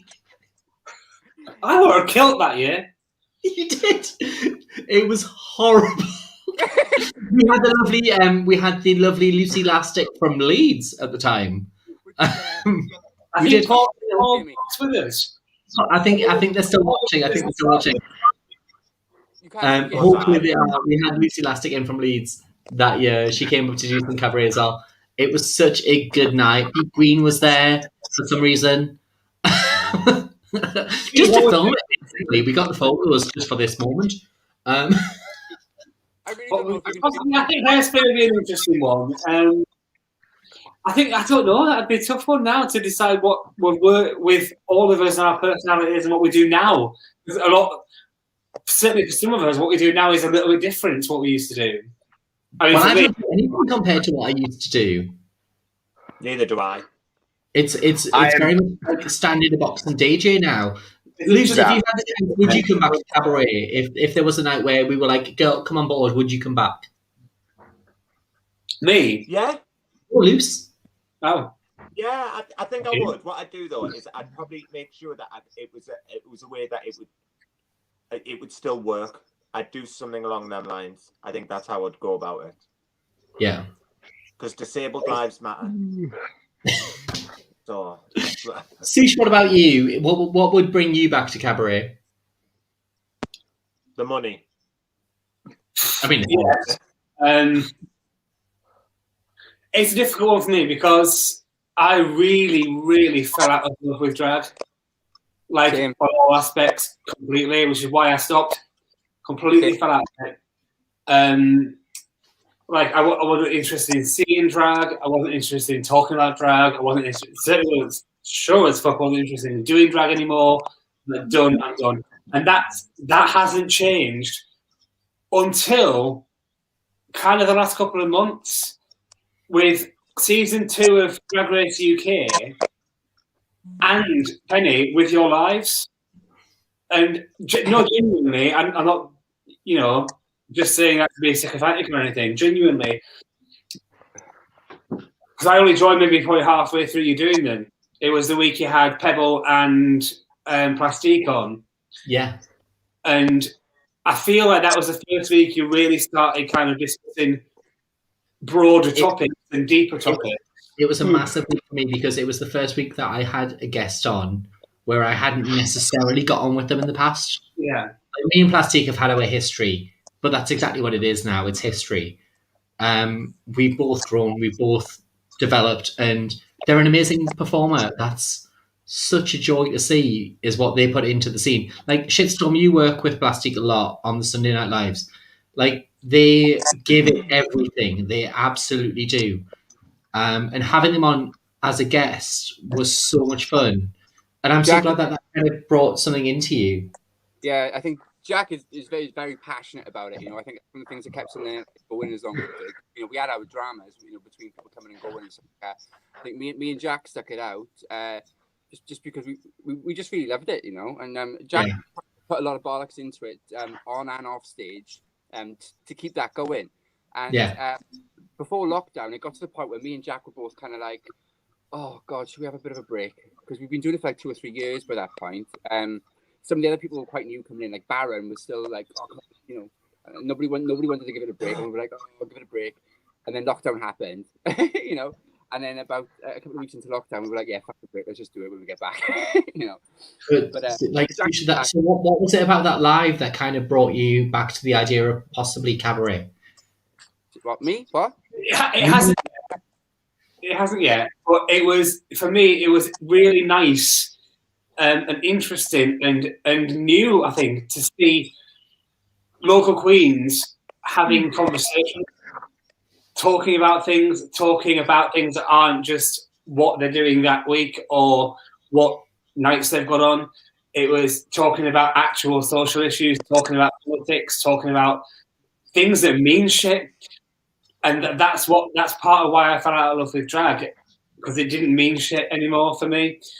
I felt like what should be or could be, or for me, wanted it to be a platform for something to voice opinion, to make things right, to really talk about things. That platform disappeared, and it's great to hear people talking about those things in ways they wouldn't normally. And I know Misty earlier on mentioned my performance of from a distance, which was You did. something I remember that, wasn't it? Drag Through the Generation. Yeah, Yeah. and I did that very much because that's what I felt drag for me needed to be, was a statement of some kind, a reason for why I was basically standing there looking at what, you know what I mean? I'm doing this so I can say something. And because the last couple of years of my career, cabaret disappeared, and I was left kind of, I felt trapped behind DJ boxes. I couldn't say anything. And as I've got older, I've very much developed. I mean, Penny, you'll back me up. I can remember a certain ginger cunt referring to me as militant when it came to Pride, as an example. But as I've got older, certainly as a person, my political interests, my political voice has grown, and my drag wasn't able to grow with that, and that's partly why I fell out of love with it. When it comes to doing cabaret, that I love to perform. That's the fact, and that's separate. I do think we're in now. I think we're in a fantastic moment now where drag can be political again. Absolutely. Like look at Bimini very recently pushing forward the non-binaries, having the moment of her having a mural, and then it was covered by trash graffiti, and what she turned around and said was, "I feel for them." Yeah. It's a moment that drag can be political again in the UK. Can I ask a question, if you don't mind? Of course, always. Yeah, and only because I know we're all about the same age, and we. Tech, I don't know how old you are. How old are you? I won't ask. I'm 30. 10 years older than the last time you saw her. All right, which is all right. 10 years then. All right, fine. I've been thinking recently because I mean I've got no time for drag at all anymore. This is the first time I've done it in a year. You know what I mean? And I know Pen, you're on and off it all the time. You know, Sushe, you haven't done it for years either. I think Tech, you're still fucking going like nothing. I watched your videos the other day, and Lucy, you haven't stopped either. But I mean, I think I sometimes sit down and think, have I outgrown it? I sometimes worry if it's my age. Do you ever think that? Yeah, I kind no. I kind of agree. I kind of agree, and I don't. I think for me, I love doing drag. It's just a complete different side of me because I was quite a recluse at school. I was quite energetic, but I still kind of kept myself. So being drag, I could kind of get as a lot of drag queens say, you can just be a completely different person because you've got that different kind of persona. And I wouldn't say it's a different persona. It's just my persona, just a bit more out there. Amplified. I think, but I think going to the thing is, obviously, after things that have happened like a few years and whatever, I have the reason why I've gone to uni is to do events management because I still want to be in that. I just want like doing that as an extension of my drag career, and I still want to keep. I would rather it be a hobby than a career now. Absolutely, I know Sushe's gone into directing and things like that. Well, I would say I've outgrown it. I've just progressed further with it, if that makes sense. I prefer it just to be fun and for me to, because like sometimes, especially on the scene as well, sometimes it does become too political and like she said, he said, and all that. And the other thing, I think, do you know this? I'm getting too old for this. Like it's the internal politics. The scene politics. Yeah, I remember when it was fun and you got into work and you were dead excited to put on a dress because you were going on like a girl and it was stupid. But like, I mean, that's what I felt like through lockdown. When somebody asked me to do a live and I'm like, yeah, let's put a wig on. But no, exactly. But that's how I feel. It's just I've just not grown out of it, but I just see it in a different way. Drawn into it. Yeah. Do you know what it means? Career. You are. I'm saying I'm taking parts of my drag career that I love, and I'm making it into a feasible career because drag isn't a career now. Drag is a lifestyle. It's not a career. You've got to eat, breathe, and sleep drag. I don't think you can just go to work, be a drag queen, and go home. Some people are very clever and they can do that, but a lot of people get sucked in and they become that person. And I got it as well, and now I'm kind of. I don't think we've had a better line than this whole series. Like that kind of sums it all up, Luz. I'm not even going to lie. That's like the best line of the series. Yeah. What line? I started working a day job. And so for a good 3 years or so, I had a day job, got home, sorted myself out, went to work, and drag was a job. And because I wasn't living and breathing it through the day like I used to, I think that also, like you say, developed into I don't have the same. I felt like I didn't have the same passion for it because of that. I think still got the same passion. I just see it in a different way now, and I'd rather get that passion back for how I loved it when I first started doing it. So that's why I could still kind of get me. Yeah, I know what I mean. I'm just going to do it on a Saturday, something like that. I'll have my day job and I'll do it on a Saturday. I bring me out. I kind of like, before lockdown, I kind of kept it on for a bit, purely because of the money. I'd completely fallen out of love with it by then anyway. It was literally just going through the motions with it, and I was hoping lockdown would give me a break, but it made me realize I just don't want to do it anymore, But I think a lot of the reason for that is just the lifestyle that goes with it. So I've never worked like 5 nights a week in drag. I could never. I know you lot do or have done, but I think the lifestyle that goes with it, it destroys you. I think it did with me. It does. It does. It's why I've taken so many breaks. I purposefully take breaks. Like, yes, I've had several different retirements, but it's because I need to step back from it. I need that time to step back. Pen, I've seen you in tears, right? When she's I don't know if you remember this, but years ago when we were both working in the bank bar, I think I just left to go and work in the sauna, and we both had a drink, but Pen was in tears. She was all like, "Oh my god, I would have had your job in the bar because I just can't fucking drag nights every fucking night anymore. I can't do it." And I was like, "I don't fucking blame you. Sambuca every fucking night. No, Lev, I was completely with you, and I know exactly where you're coming from, and you do need a break. It's a lot. I think it's a lot of pressure to put on one person as a host. Like, we're just meant to play music and be fun. Like, we're just meant to entertain. We're not meant to be your therapists, and that side of it is very difficult. I think it's interesting that you say you're just there to play music. That's one of the things that made me fall out of love with it, because I was play music. Yeah, but there wasn't time opportunities to do cabaret. If I said I wanted to do cabaret once a week, they'd be like, "But who's doing the next week?" But not only that, but I felt like the audiences coming in for the music just were not interested even in a bit of banter or anything on the mic. Some nights I could put the top 10 on repeat. Nobody would notice. Nobody would care. I wouldn't have to say a word. And I'm like, what's the fucking point? I am bored out of my tits. Yes, I'm getting paid for it, but it's not enough to justify being really fucking bored. Customers have said to me, like, "Would you just shut up and play the music?" I'm like, "Fuck yeah." Like, you could just do this in the app. Like, absolutely. Like, I used to get criticized for sometimes not talking enough over the microphone by management, but I was like, they're not here to hear what I'm saying. Like, if they want to come in and just listen to music, if they've got a request and I talk over the start of it, I've got to play it again. Like, there's been times where I've gone and they say, "All right, so I'm playing this one. So what's happening? Who are you? What's walking in?" And then I've been like, "I'm really sorry. I'll start this again." Yeah. Like, that's karaoke nights. I think karaoke nights you can do that. That's why I've always liked doing karaoke nights rather than DJing. Karaoke nights, that's what you're there for. You're meant to be a host.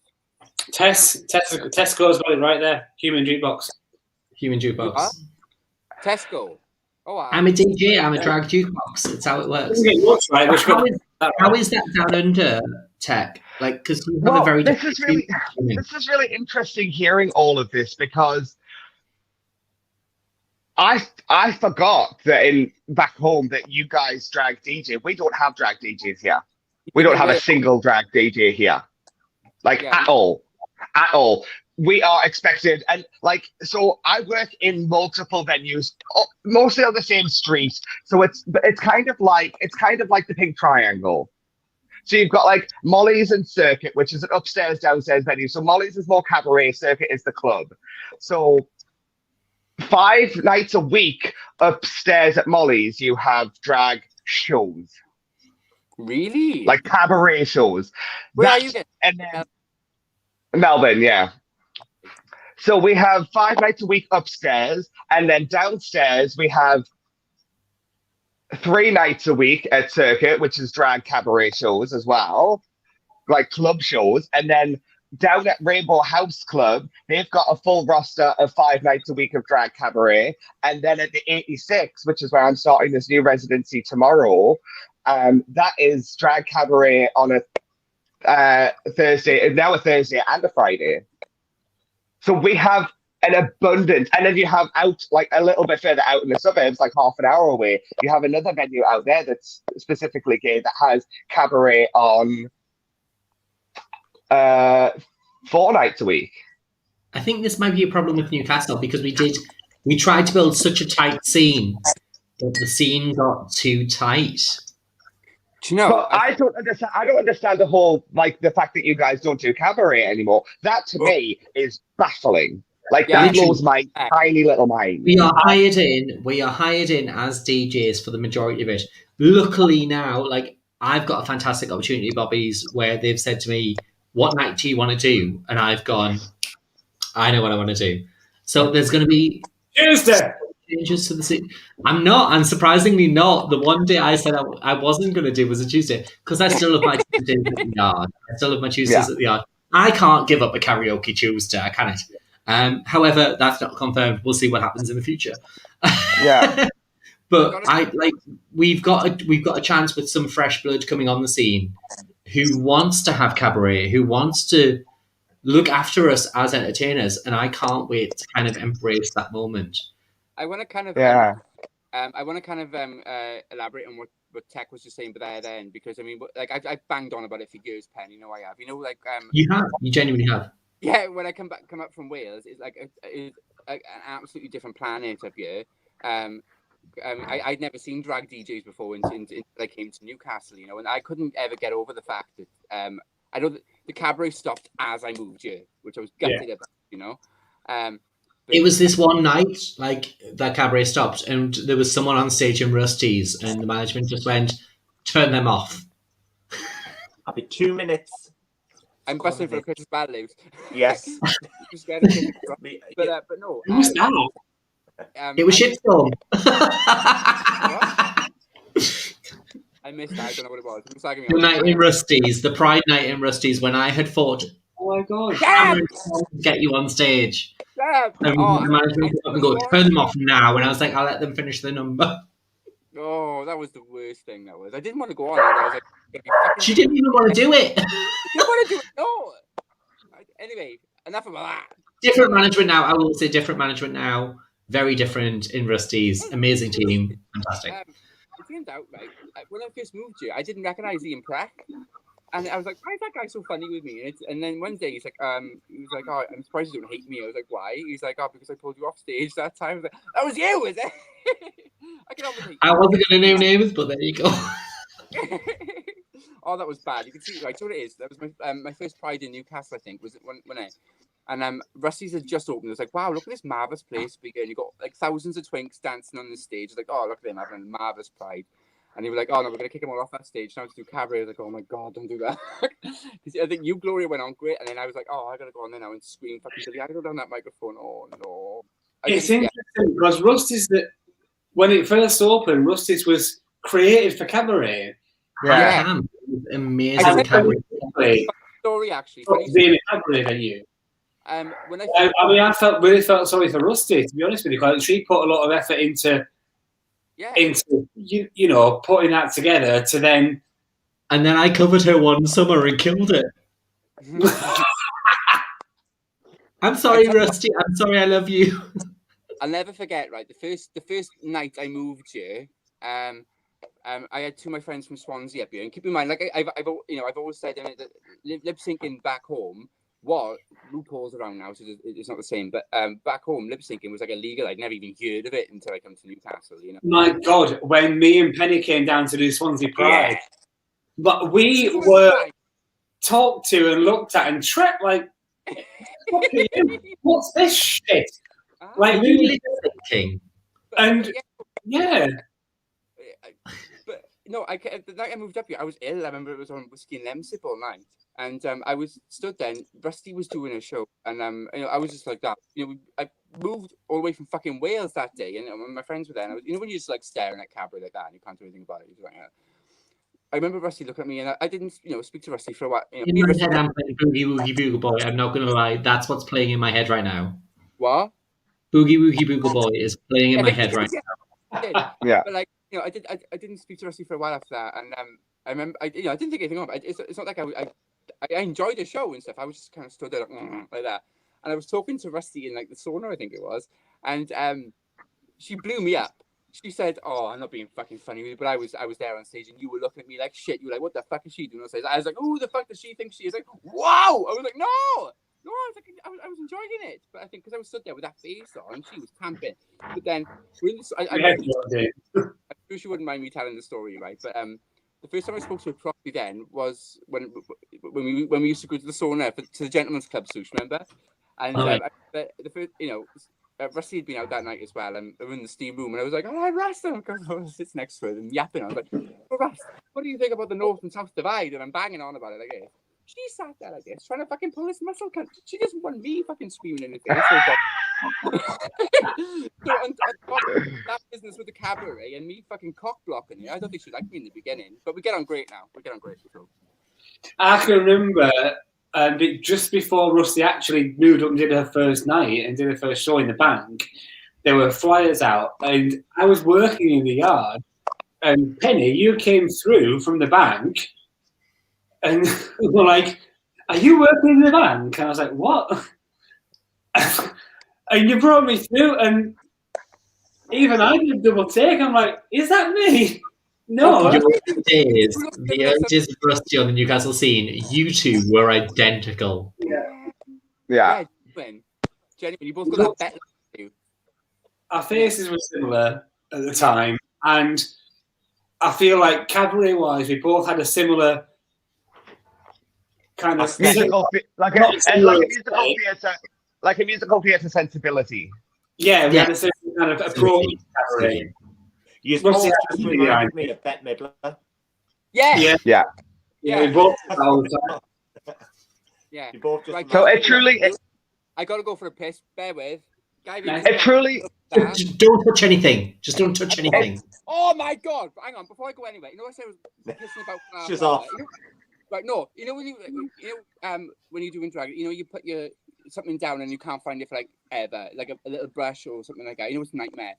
This fucking shit, right? This was the camera. This shit, I was literally looking for about a half hour. I pulled everything. Anyway, I found it now. Throwing it over there. Right, bye. I'm going to mute her just in case we can hear her wee.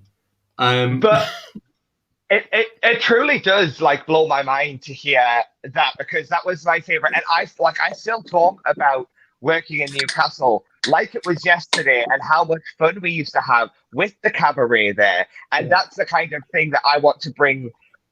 I wanted to bring with my drag over here, is that sort of really fun cabaret vibe, and I mean we have because like a roster of the week at Molly's Bar and Diner. You've got Wednesdays are bingo, Thursdays are baby drag, Fridays is spag and drag, which is just another cabaret type show. Saturdays is Saturday Night Diva, and then Sunday nights is drag roulette and pose. So there's all of these different things happening, and it's drag 24/7. And it's not like there's people doing things like talking on the mic and that, but it's mostly shows. What you're getting, if you're coming out, you're getting minimum 3 shows a night. And that's mind-blowing to us, because we don't have shows per night. We don't have that. We have people coming in. Our clubs would be empty. Our bars would be empty if we didn't have that. This is what we need. We need people to come down to the scene and support the local drag, because God knows, we fucking need it. We've got so many haters. It's a very weird situation in Newcastle, because a lot of people dislike the drag, but they can't tell us why. Sorry, Shitstorm, I did mute you. Unmute. Talk again. What do you mute me for? Oh, well, because I didn't want to hear a strong stream. Oh, right. Okay, fair enough. Fair play. So you know when Queen's open. Hello. Hello? Queens. Yeah, when Queen's opened. Yeah.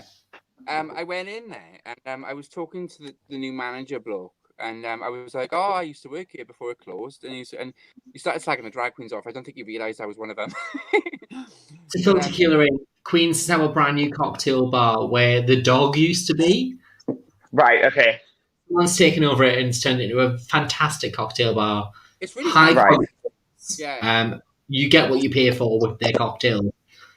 It's quality ingredients. It's amazing. It's got a lovely little environment. Continue, Shitstorm. Right. Yeah. I can't remember where I was going with this. Oh yeah. So I was talking to Black, and he was saying how he doesn't want a drag queen anywhere near the place. He was like, well, the thing is, what people don't realize around here is that people don't want the drag queens. They need somewhere to go without a drag queen and all this kind of thing.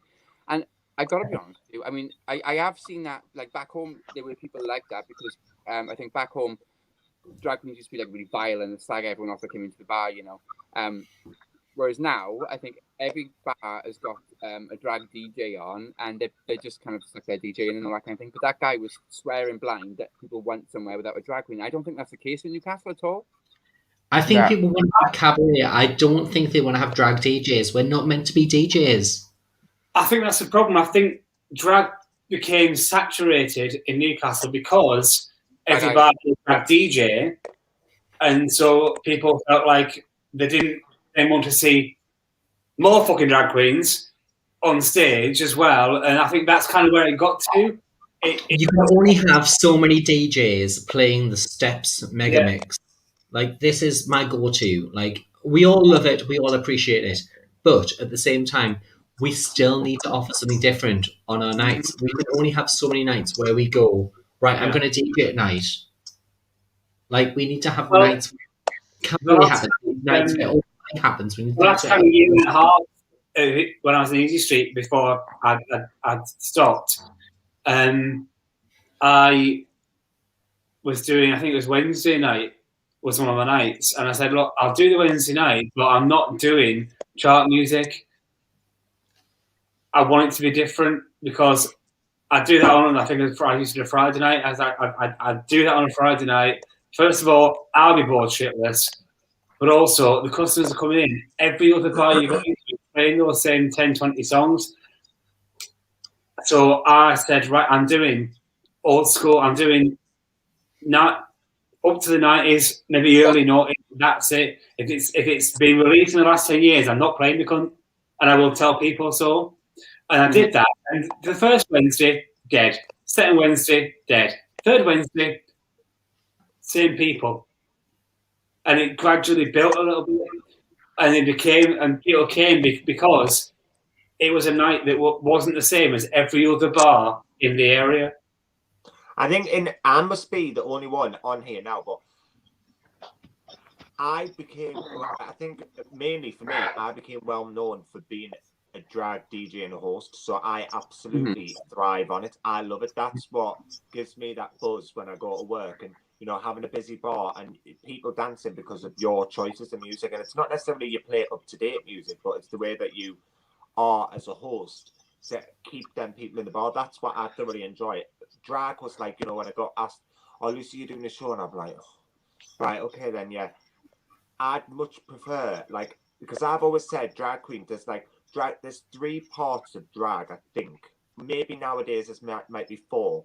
And usually you exceed well at 2. And mine was like your hosting abilities, your DJing abilities, and your cabaret abilities. Now I think it's aesthetic as well, the way that you look. And I think you're normally very good at 2 of them, and not so good at the other one. And I've always said that, like, I was always good at hosting and DJing, and that was. But you look like shit. Yeah. Got me Sorry, I'm joking. This is a new thing. I don't know what you mean.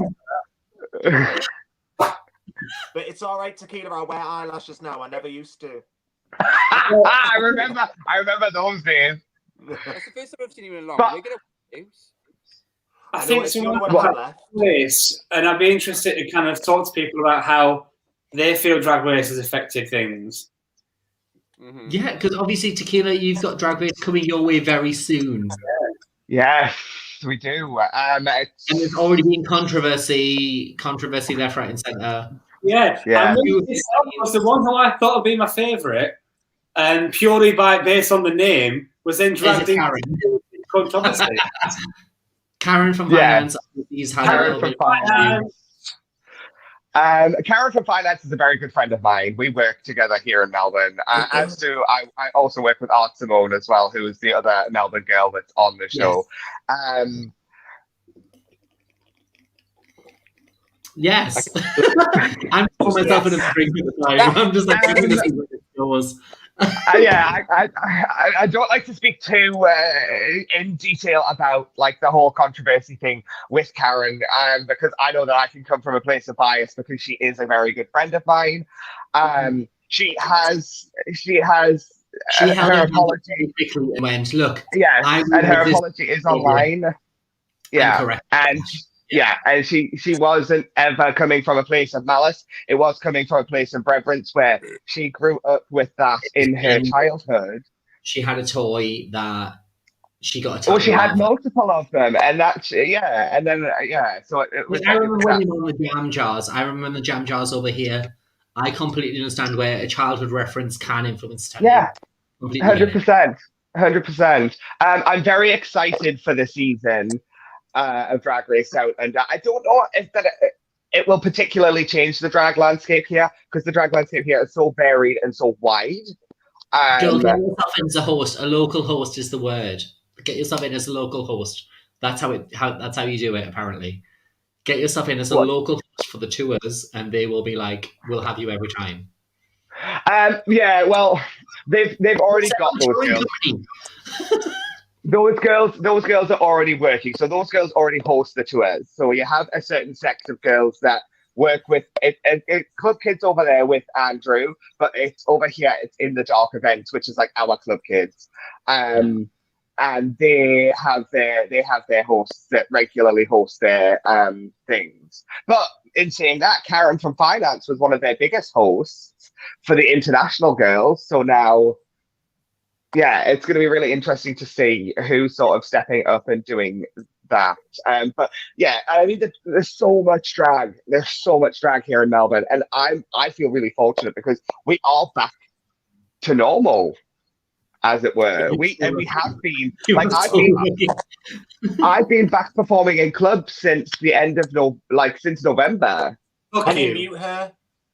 And but I do consider myself to be incredibly lucky and incredibly fortunate to be living in a country that has really, and I mean, hasn't been Boris fucking Johnson.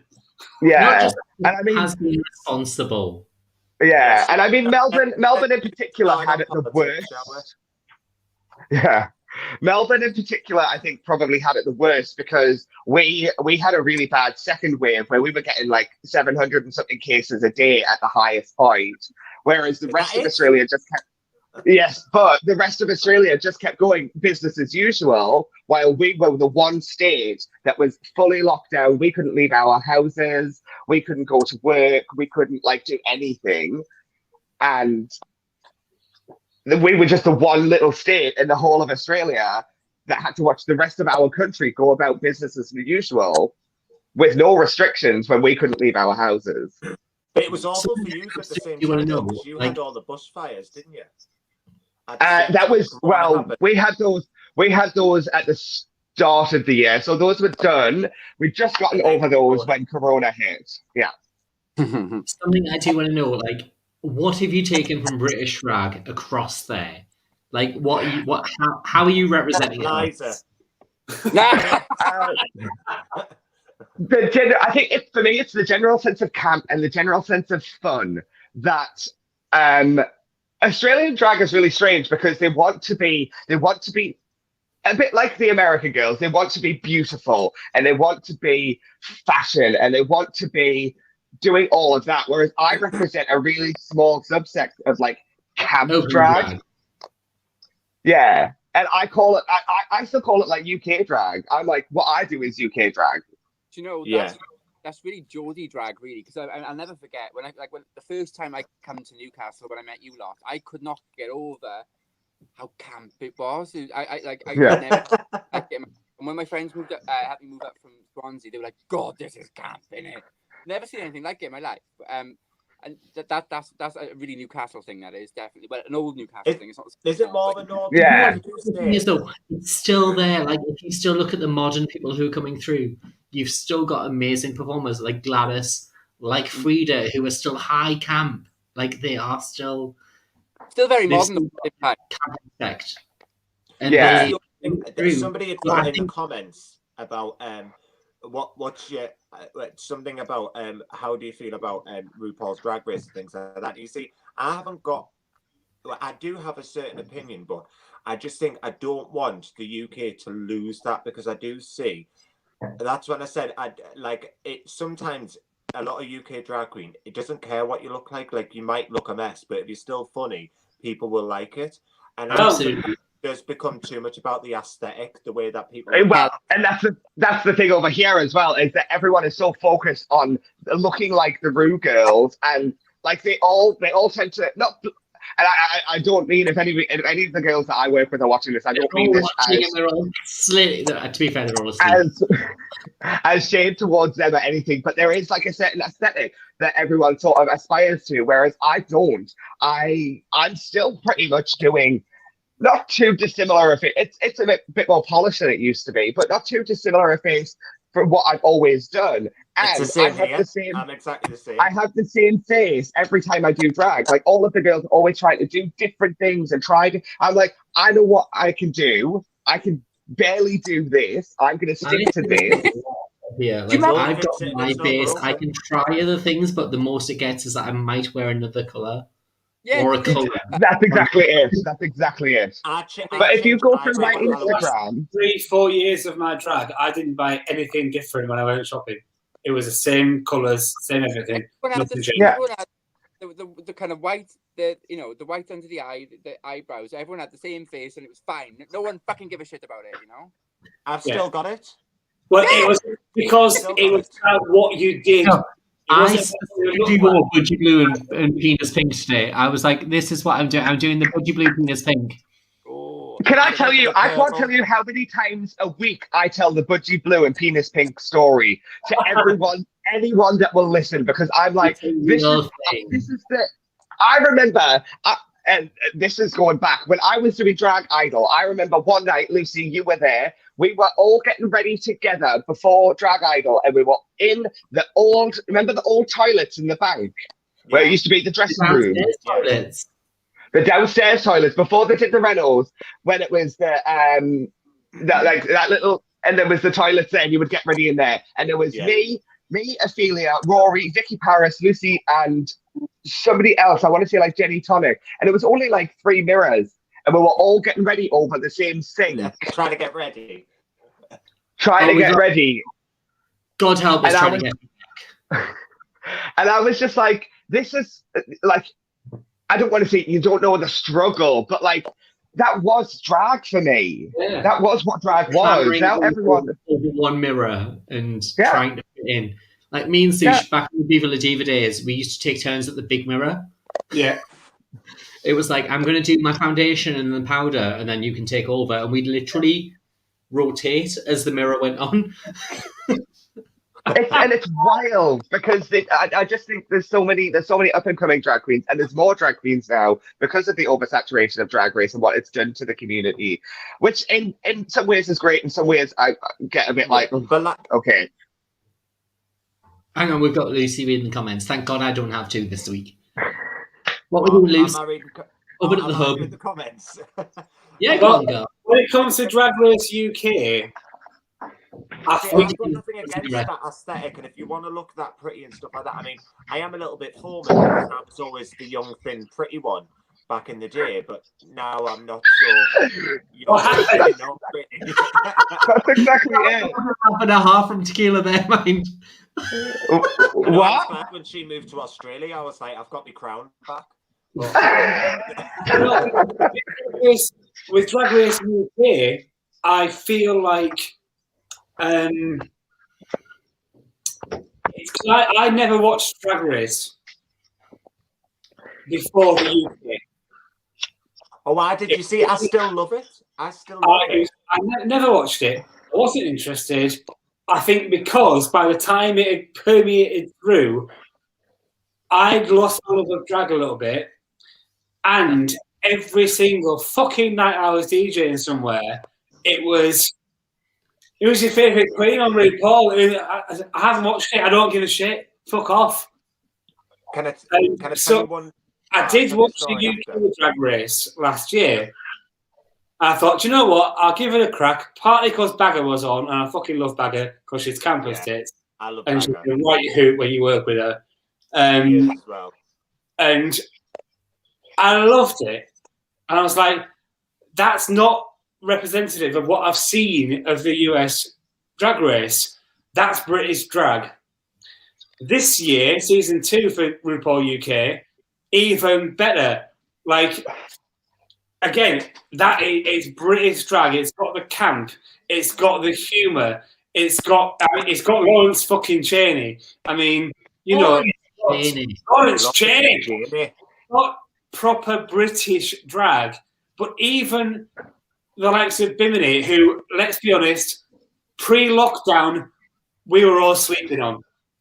Yeah, we all slept on Bimini pre-lockdown. She came back from lockdown and she was like, fuck you all, I am here. And I've kind of fallen in love with Bimini completely.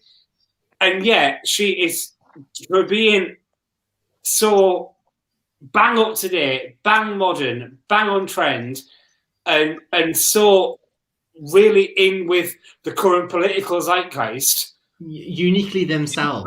Fucking drag. She's still absolutely centered on a British sensibility. And I think, I don't think. Yeah, she's coming back. Fabulous. I don't think that RuPaul Drag Race UK has tainted drag in the UK. I think RuPaul's Drag Race UK has been a massive asset.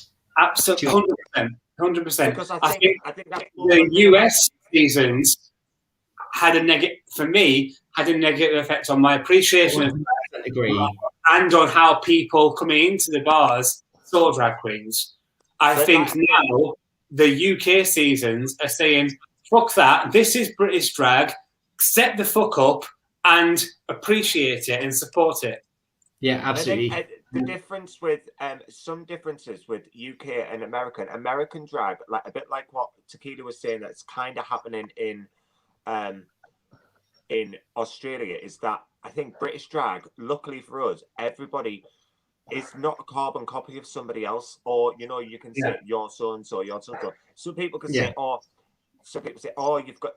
you're a bit like Rory, or you're a bit like this, or you're a bit of.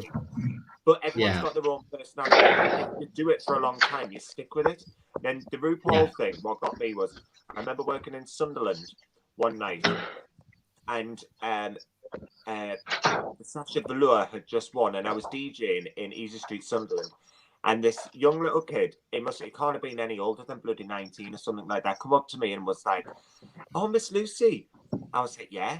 He said, will you play that song from RuPaul's Drag Race? I said, oh, which one? Went, oh, it's So Emotional by Sushe Buffet. I was like, do you not mean Whitney Houston? He was like, no, it's Sushe Buffet. I was like, all right, okay, no bother. And then I was that's what got us, and I just thought, it kind of has changed things. And this is the thing, because that then becomes the younger generations. That becomes their point of reference for for everything, for pop culture. And I'm like, these things existed long before the zeitgeist of RuPaul's Drag Race. Well, I mean, Drag Race this year. A few weeks back, Benny, you were talking about things like Connie and Carla. And I fucking love Connie and Carla. You've got Carla, you've got Priscilla, you've got Tu Wong Fu, those Clueless. The Birdcage. The Birdcage. Amazing. camp sensibility films that they were the kind of things that kind of fed into and informed young queer people. I had someone a couple of weeks back ask me for some inspiration for drag, and I was like, right, Connie and Carla, Tu Wong Fu, Tootsie, Yeah. and they went, "What do you mean?" I was like, "These are the 3 films I would put together to go. This is a basic starter." Yeah. And then So I it's on because I had to have a little look, and they're a box set. It's a box set. Those 3 are a box set. Yeah. Like, so it's very funny. Connie and Carla obviously approaches American drag, yeah, but it approached it in a very different way to RuPaul's Drag Race. it really does. Yeah. It's much more British sensibility almost. It's Right. So, girls, we're doing the comments. We'll do it quick. We'll do a couple of quick fires. Shall Yes. we? Yeah. We'll not Get get, your questions in. Talk to yeah, us. we'll not get too involved in it. I'm taking over. I'm doing a penny. Right. I'm here to be involved, darling. I've had wine. I don't mind. So we've got what was one? Here we go. Who have you got? Has everybody got a drag mother, and who is it? Yes, my drag mother is Vicky Paris, but I also consider Ophelia as my drag mother as well. Mine would be Vicky Paris, but I would also say because I worked with them, I took little bits from Ophelia and Rory. So I took bits from Ophelia and Rory, but Vicky Paris was my main one. Thanks, Greg. Thanks, No Greg. problem.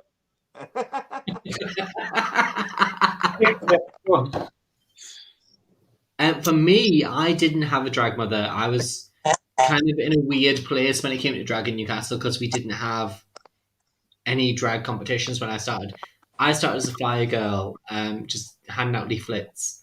But inspirations for me, Ophelia, Vicky. That's what mine Vicky is. was the first thing I saw perform and doing her shit.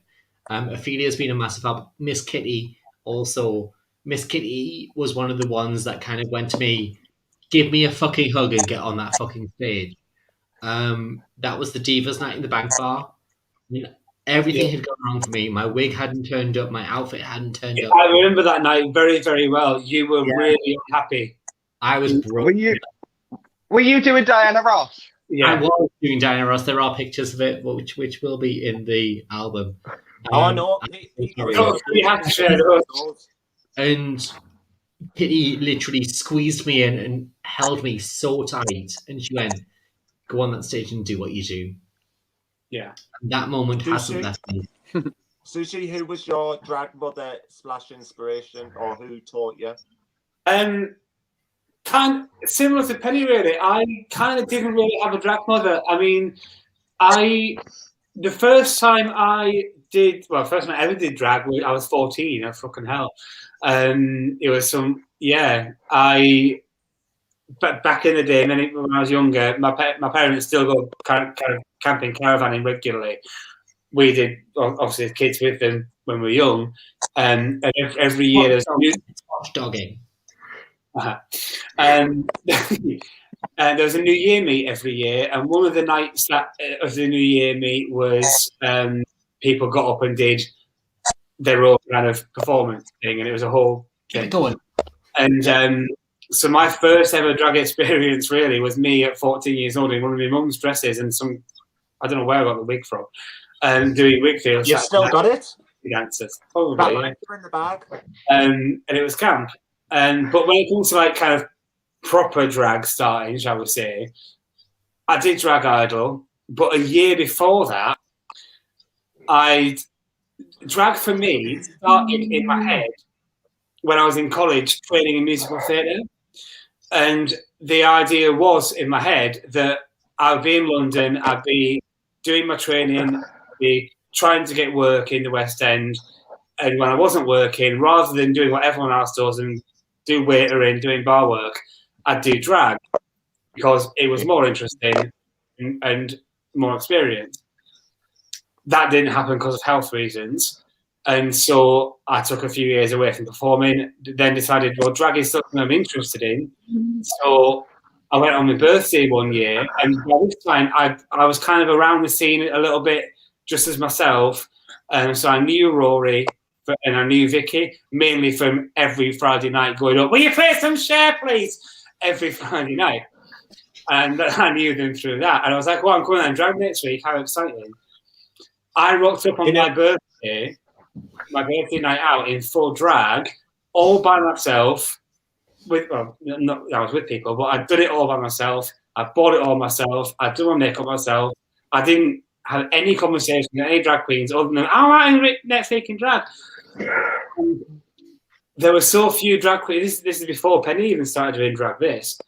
There were so few drag queens around, and it wasn't like now where you get so many young drag queens coming up every year. So all the drag queens, Kitty was out of drag, Vicky was out of drag, Ophelia was out of drag, and Rory was DJing. They were all there because I was like, I'm coming out in drag next week, and this is something I might want to do. And I can remember Vicky tapping me on the shoulder, and I heard this, Vicky's voice, big and booming, like, not a bad effort, love. Turned around, I'd never seen her out of drag, and I was like, fucking hell, she's like a brick fucking shithouse. Hi, Vicky. Lucky. I love Sushe having a drink. This was meant to be the quick fire round. I don't really have a drag mother because Yorkshire, that one. I get dead to Yorkshire when I've had a drink, don't I? But yeah, I don't really have a drag mother. I kind of did it myself, and even through Drag Idol, my mentor was Greta. The first let's do the fucking number. Yeah. I don't get Tequila Mockingbird. You need to be something a bit more. You need to be something a bit more. No one likes tequila. No, it needs to be something else. Have you ever thought about what did she want me to call me?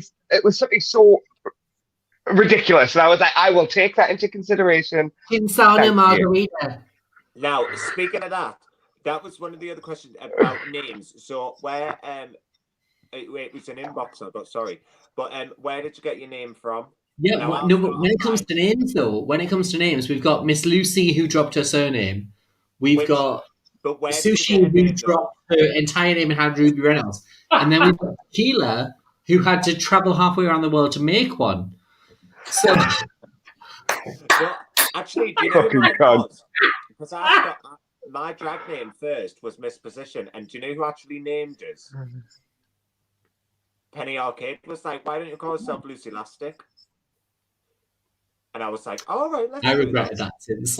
And then I was like, oh, but you're still fucking here.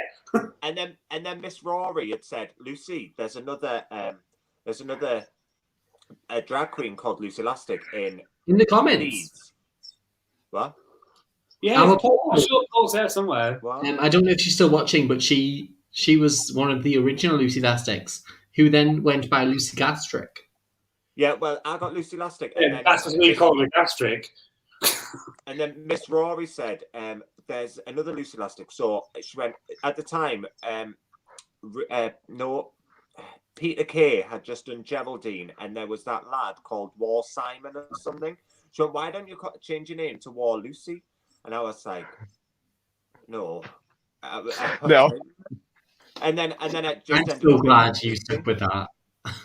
What? I'm so glad you didn't pick up War Lucy. Up there in the Scotlands as. Aye. So another question is, no, so we haven't got Sushe. Where did your original drag name come from? My original drag name, Sushe Buffet. That was I was shortly out of college actually, and watching the original. I'm talking original series of Queer Eye for the Straight Guy. Come on, Plop. We can see you spinning hoop. We're willing it to happen. I was watching Queer Eye for the Straight Guy. Queer Eye. She's here. It worked! Oh my god! It was my fault that time, right? Because I sat on the plug and the thing died of battery. So my fault. Sorry.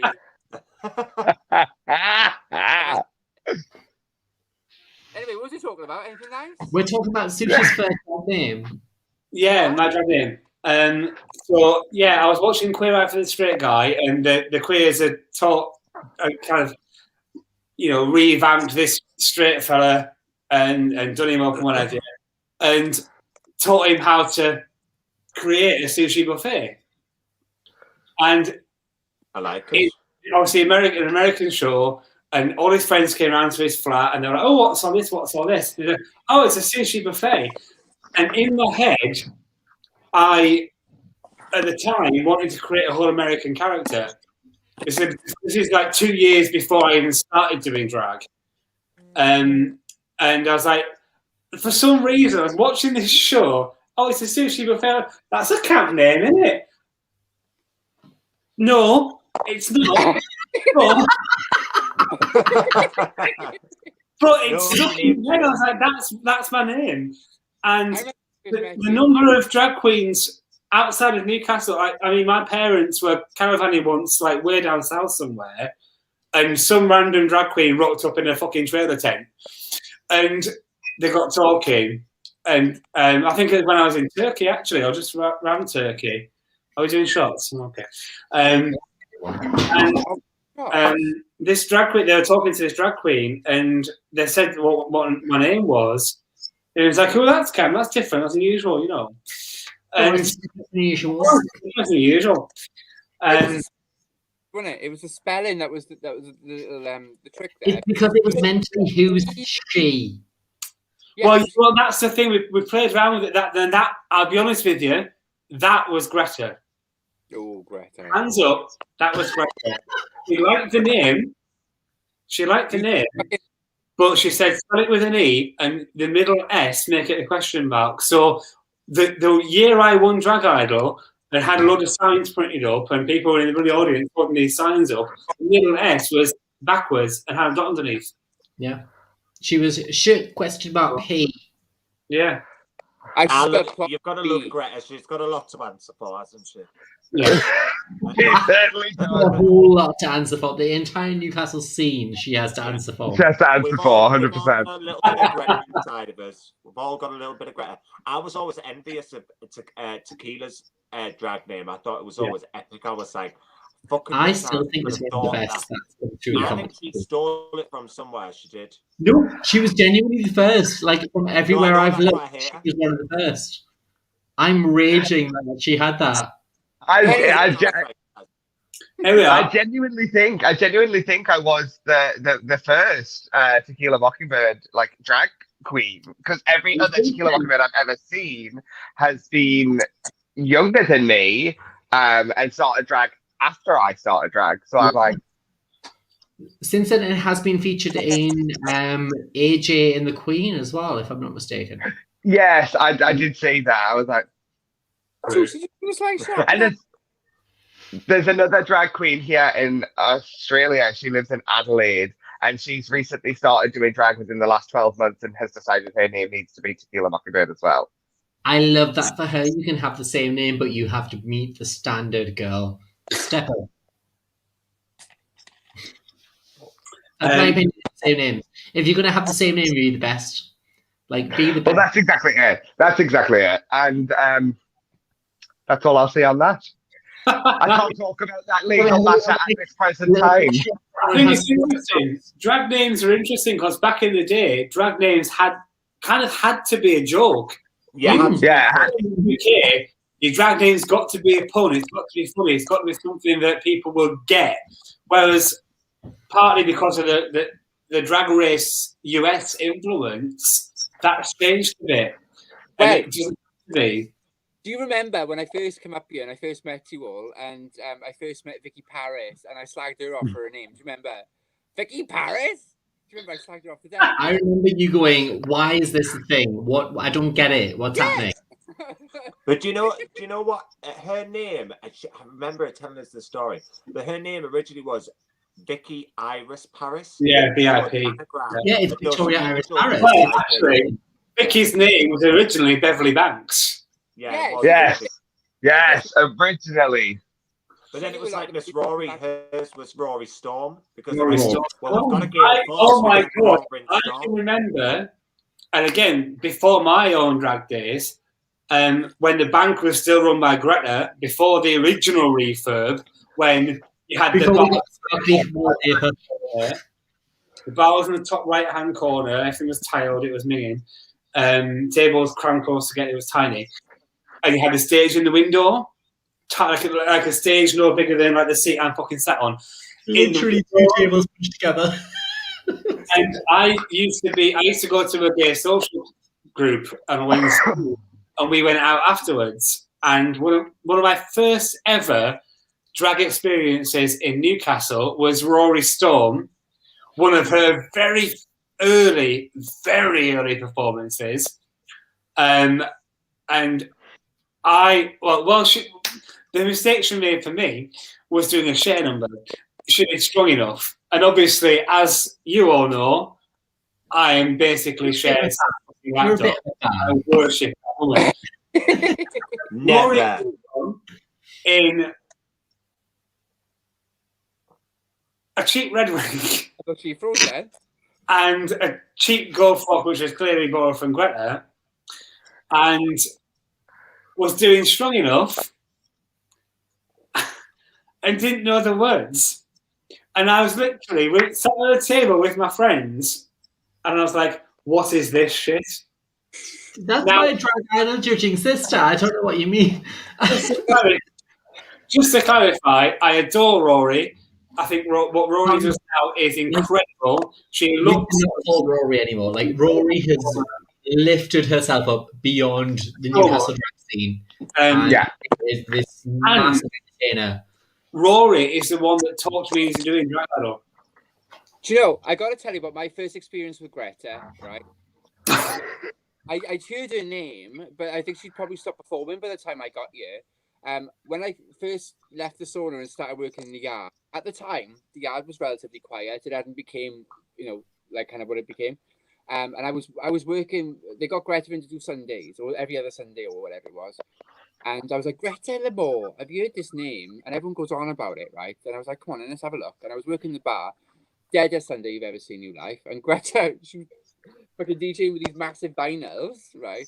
And she just stood there on her own with a fucking tambourine, swirling these fucking pills everywhere. What's going on with that? No one in the room at all.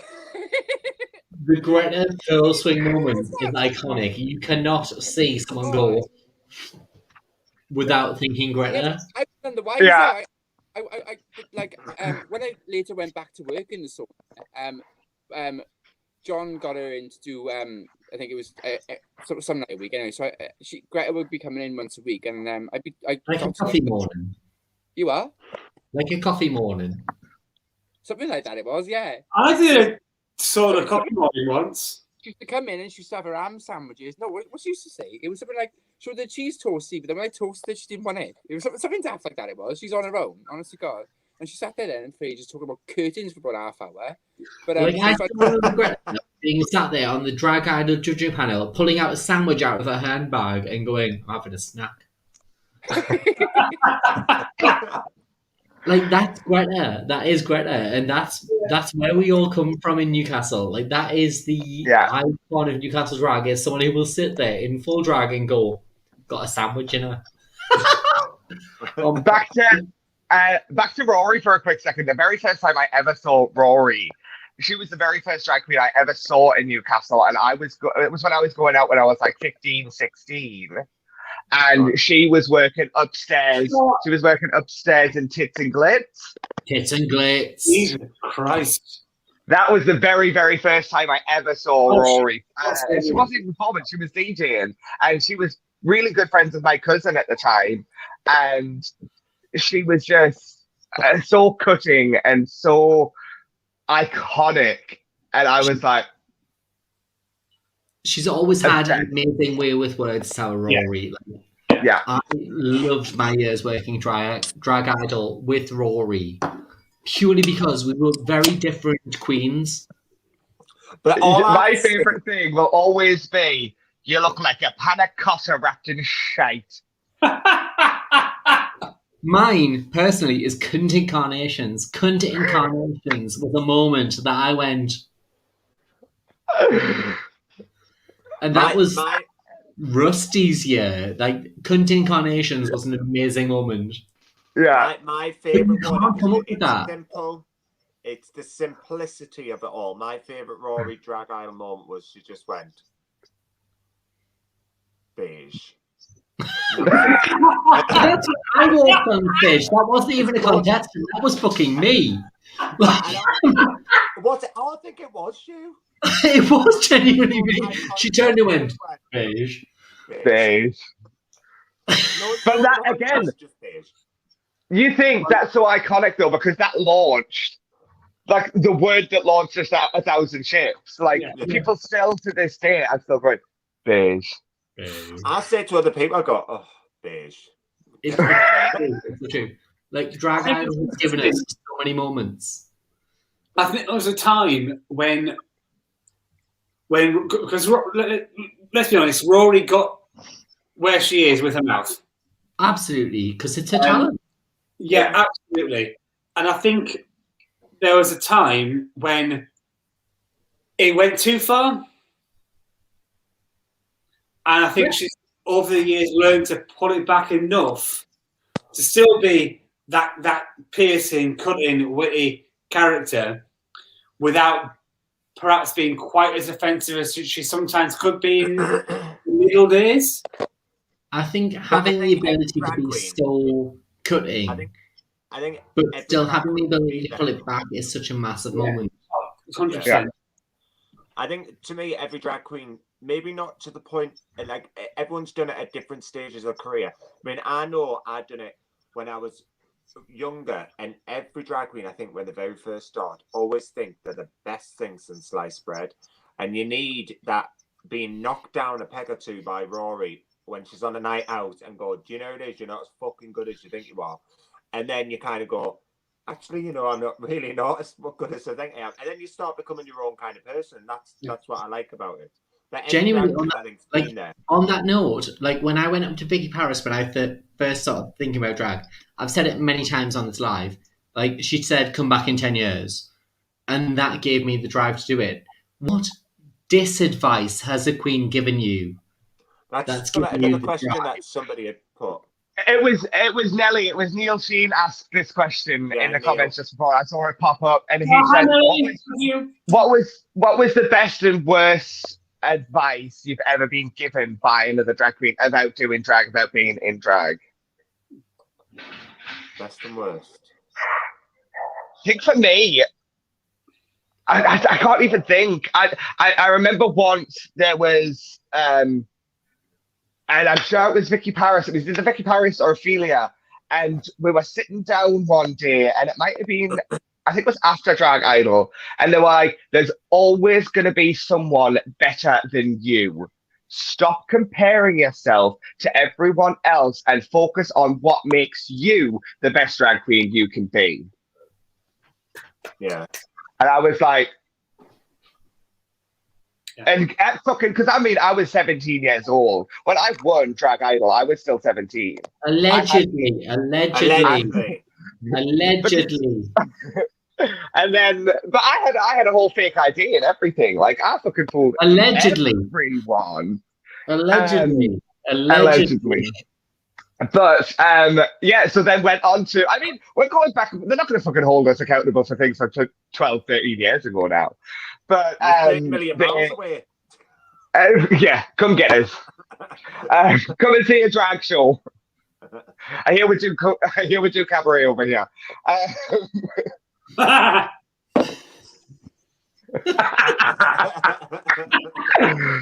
So that was honestly, that's advice that stuck with me to this day, because at that age you couldn't tell me nothing. I thought I was the fucking tits, and to have someone just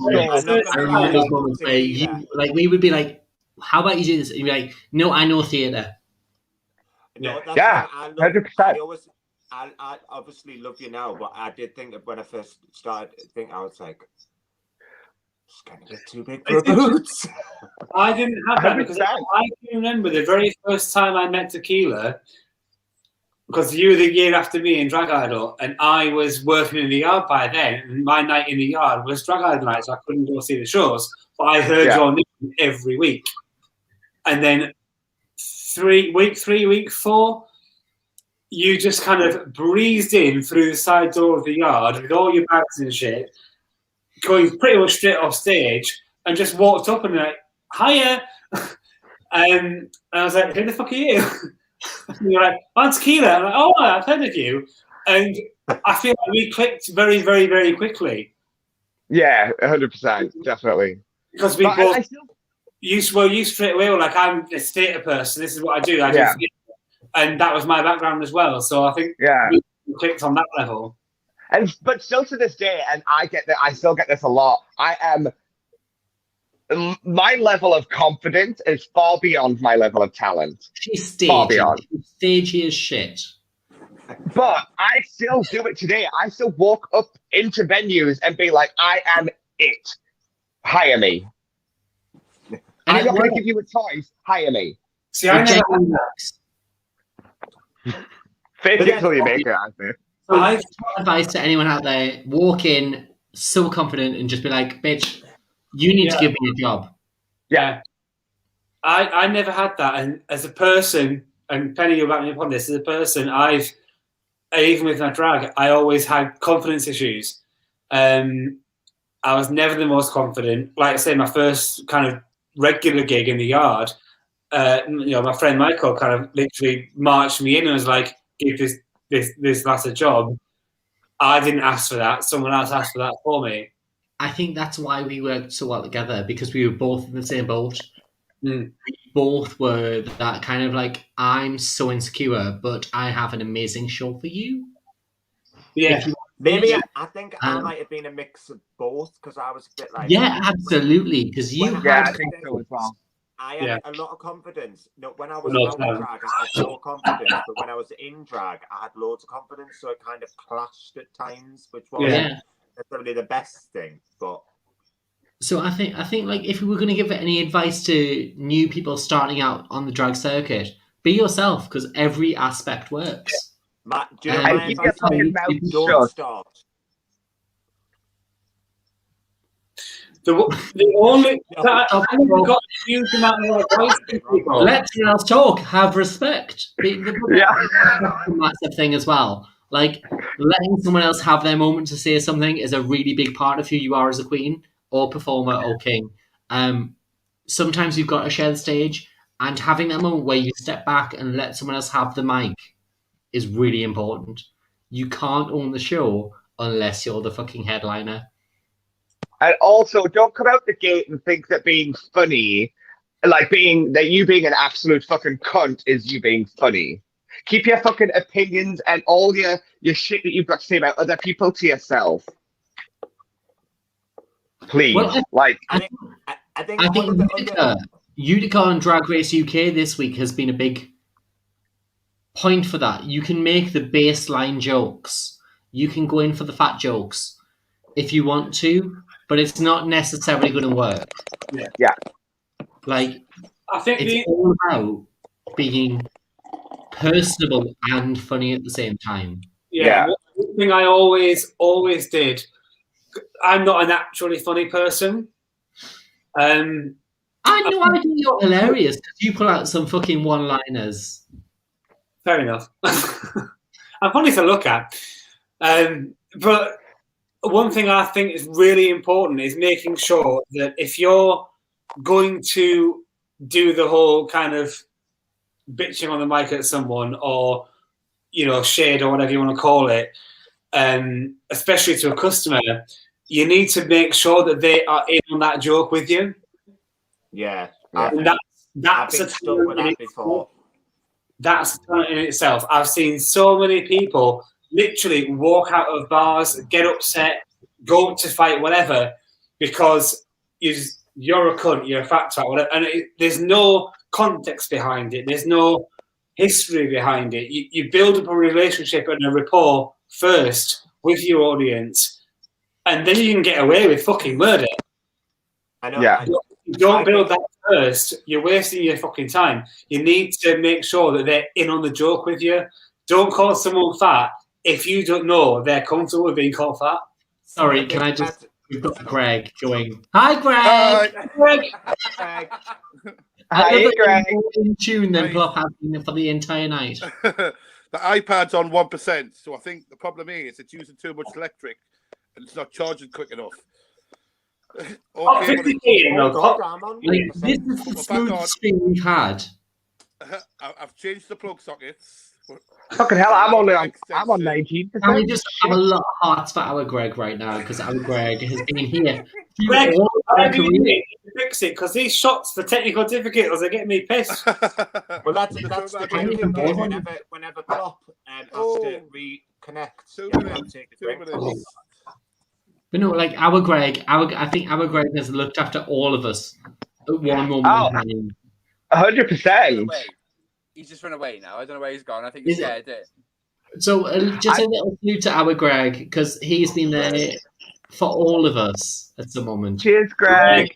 A fucking legend. I'll be But, back. you were saying about the advice thing. So the advice, I Oh! guess one bit that I'll stick with is something Rory said to me is, do you know what it is? It was more about confidence issues because I wasn't very good on the. It was about confidence. She's got a sambuca. I love it. He's got a sambuca.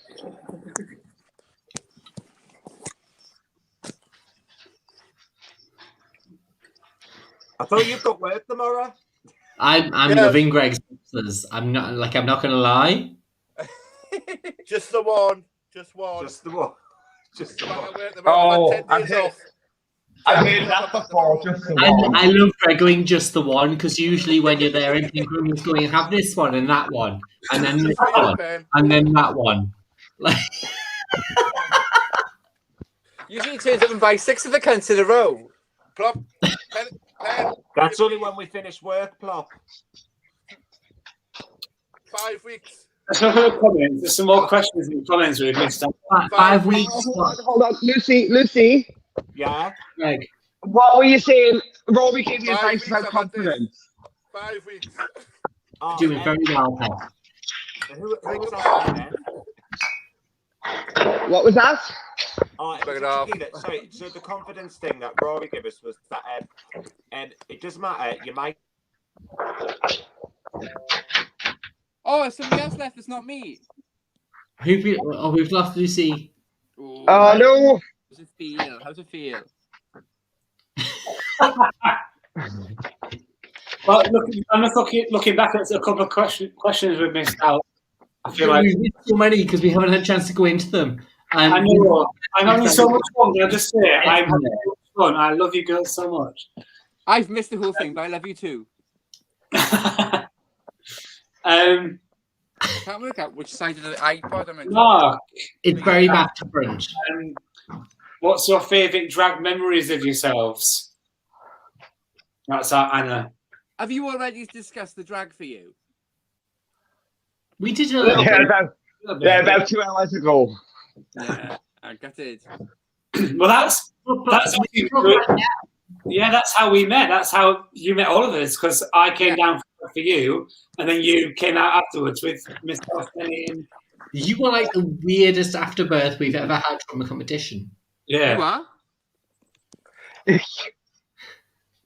Right, sorry, what? What?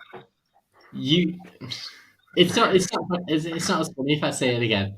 Don't You were forget. the weirdest afterbirth that we've ever had from a competition. Afterbirth? Yeah, you're the Like, person I love. the presenter from Drag for You 2009. Can I just say, I was fucking robbed the second year. Well, to be fair, man, I think we all were. Shirley, if you're watching, I'm sorry, Lev. It's Miss Shirley. The first year, though, definitely. Do you remember the one that won? That first time? No, What was her name? Candy Floss? I don't know. Oh, Lev. It was bad, wasn't it? Probably. Sush, when was the last time you watched that back? I haven't ever. Oh, Lev. Pen, when was the last time you watched it back? Or put it About away. 2 years. No, because I have it on a regular basis. It's built into my Yeah. diet now. I'm like, Thursday, midday, watch this Yeah. shit. I love No. it. Jack was asking me about, was it Jack? Or Mother, one of them was asking about the other day. It's like, you were never watching it. Honestly, if you ever watch it back, right? At the time, we thought it was great. You watch I that love back, it. I and do it's love it. bad. Oh, it was such fun. It was was lots of fun. Yeah, we had a blast doing it. Did you ever know what Sush said about you beforehand? No. Oh, Did you you got ever me know, fit. like, yeah, like Shitstorm was like like Sush. What was the words? What? How did you sum Plop up? I remember texting either you or Steve, I don't know who, because obviously you were coming down. Well, when you came down with me to Leeds, you had the Barnsley, and I went. I was obviously there through the day, and I was texting. I was like, "Well, there's not that much telling. Well, there's one Welsh one who's quite hot." She played that down like hell. Then. Yeah, I think I remember saying even hotter in drag at the time. I think that was actually something you said, and we went, "What the fuck are you on about?" But also, I ended up also getting not on Big Brother ashamed to instead, didn't I, Pen? Also, not ashamed to admit, Plop, I think you'll find there was a time, I think it was, I've probably not long left Newcastle, and I jumped into Plop's DMs and I was like, I have to tell you, I have been having these dreams about you. She did. Where it has been the most violently sexual dreams about you. I just needed you to know that. Yeah, she did. Yeah. Plop the daddy. It's a thing. Like Shitstorm is a daddy. In my defence, I am an absolute sucker for a Welsh accent. So she literally sucks Welsh accents. I've just watched 5 episodes of Pizza Boys purely because they're Welsh. I'm just a sucker.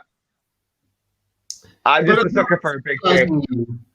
Apart from sexualizing you, Shitstorm, how are you doing? I'm all right. I'm good. In regards to what? Just everything. Are you looking forward to getting back to some sort of cabaret? Because there's cabaret up and coming. Do you know, me and Mother were talking about this earlier, and because I see Mother every day now because we work together, and it's funny, right? Because the whole time we've been in lockdown. Are you in Echo U? Yeah. Oh, you poor bastard. No, I do you know what it is? It saved my life. I swear to God, mind. Honestly, God, it absolutely saved my life. But do you know what it is, right? The thing with Mother, right? Is Mother actually, Shitstorm, can I interrupt and can we talk about that? Because sometimes real life does interject and have a moment where it goes this is a moment because you weren't well and you had a moment. No, I think prior to lockdown. Right to do that? Have I gone? Oh no, Susie's gone. Oh no, Lucy's come back. That's what it is. Sorry. Hello. Are we all right to do that? Because you had a bit of a hard time. No. So I mean, it was like for a while up until lockdown. I mean, I was really, really unhappy. I mean, you knew this anyway. I was really, really unhappy working in bars. I wanted to get out of them. I was alcoholic. I was really unhappy. And then the bars closed, and I had my shoe broke, is what it was, and I had an absolute breakdown. I got suicidal and everything. It was terrible, right? Obviously, then COVID happened, which meant Echo U kind of opened up this call center for the coronavirus helpline thing, and Latrina and Mother gave me a job, and that absolutely saved me then because I went on this big, I quit drinking and all this kind of thing, and if it wasn't for that, I swear to God, I was in a really bad place before that, so that absolutely saved me. Now sometimes people say to me "Oh, I thought you quit drinking." I was like, no. Now I've kind of found a balance with it, whereas before I was drinking just to do my job, and it got to the point, mind, where I was like, oh, it's my day off now. I've got to go into town. I've got to run some errands. Better pop into Central and have a treble first, and that's bad. That is. That's terrible, But I mean, hands up with the company we're talking about. I did 4 years, and I grew to absolutely hate my life as a result. Call center work isn't for everyone, and it wasn't my first call centre, and I'd done like a decade nearly of call centre work. So I think I was just done with it. But I will never ever judge anyone or begrudge anyone for having a job. Oh no! I don't give a shit. You've got to pay your rent. You have to pay your rent. Yeah, I mean, do you know what it is, right?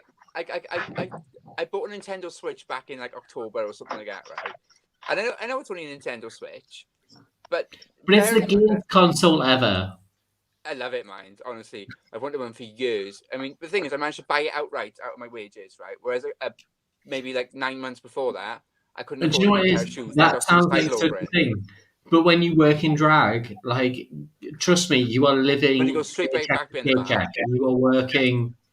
My wages are coming in. I'm spending it to do better. Like, I will hands up. I've not done a drag gig probably for 2.5, nearly 3 years, and I am still recovering from that financially. I'm in a much better place financially than I was 3-4 years ago. Drag drained my finances for so long. Another reason why I kind of fell out of love with it. Me too. I've been on the same shit for 10 years. Yeah, that makes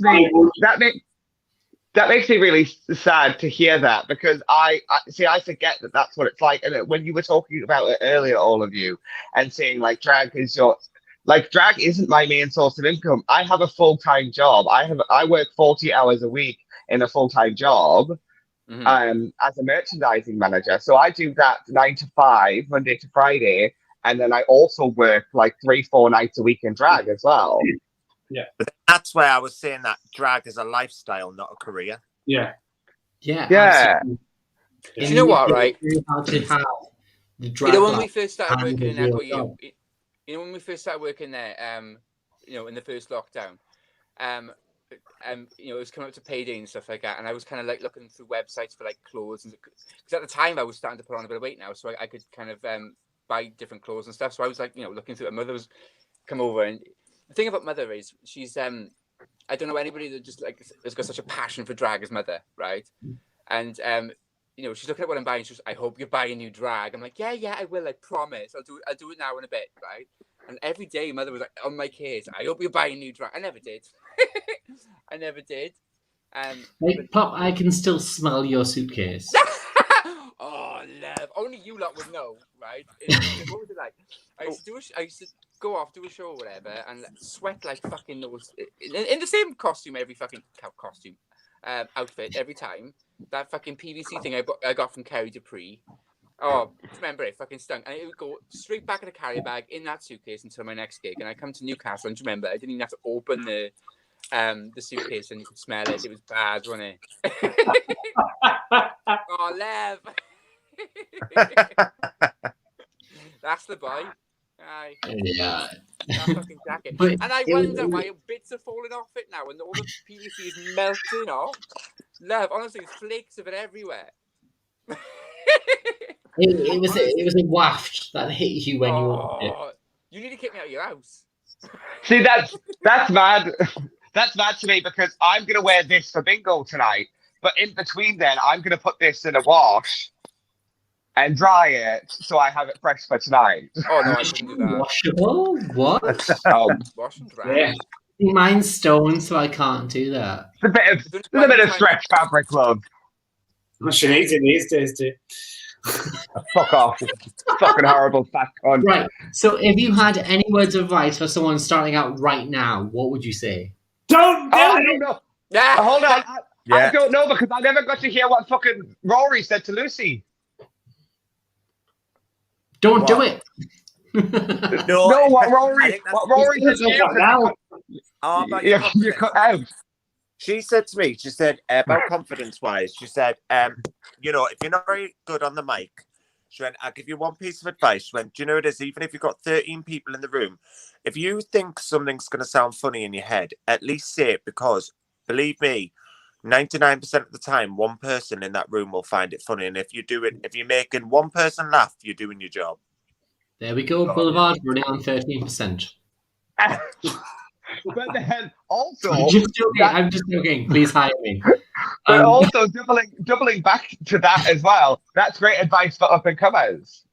No, Going back to absolutely. what Penny was saying as a segue. If someone comes in your head, say it, because if it doesn't work, you learn from it.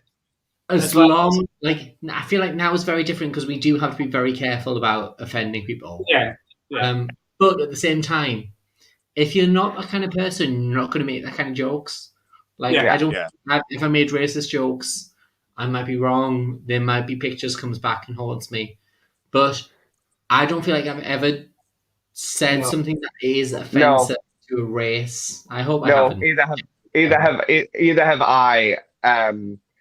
And that's why I know that if I were to ever go for like drag race or anything like that, that I don't have any of those skeletons in my closet. I've been very open about my, and in the past as well, even things like my drug use and my drink and things like that. I've been very open and honest across the board about all of that. So I'm like, there's no skeletons that could come up and people be like, oh, well, she did this, because I've never done any kind of like cultural appropriation or blackface or anything like that. I was never Diana Ross in a diva show. I think,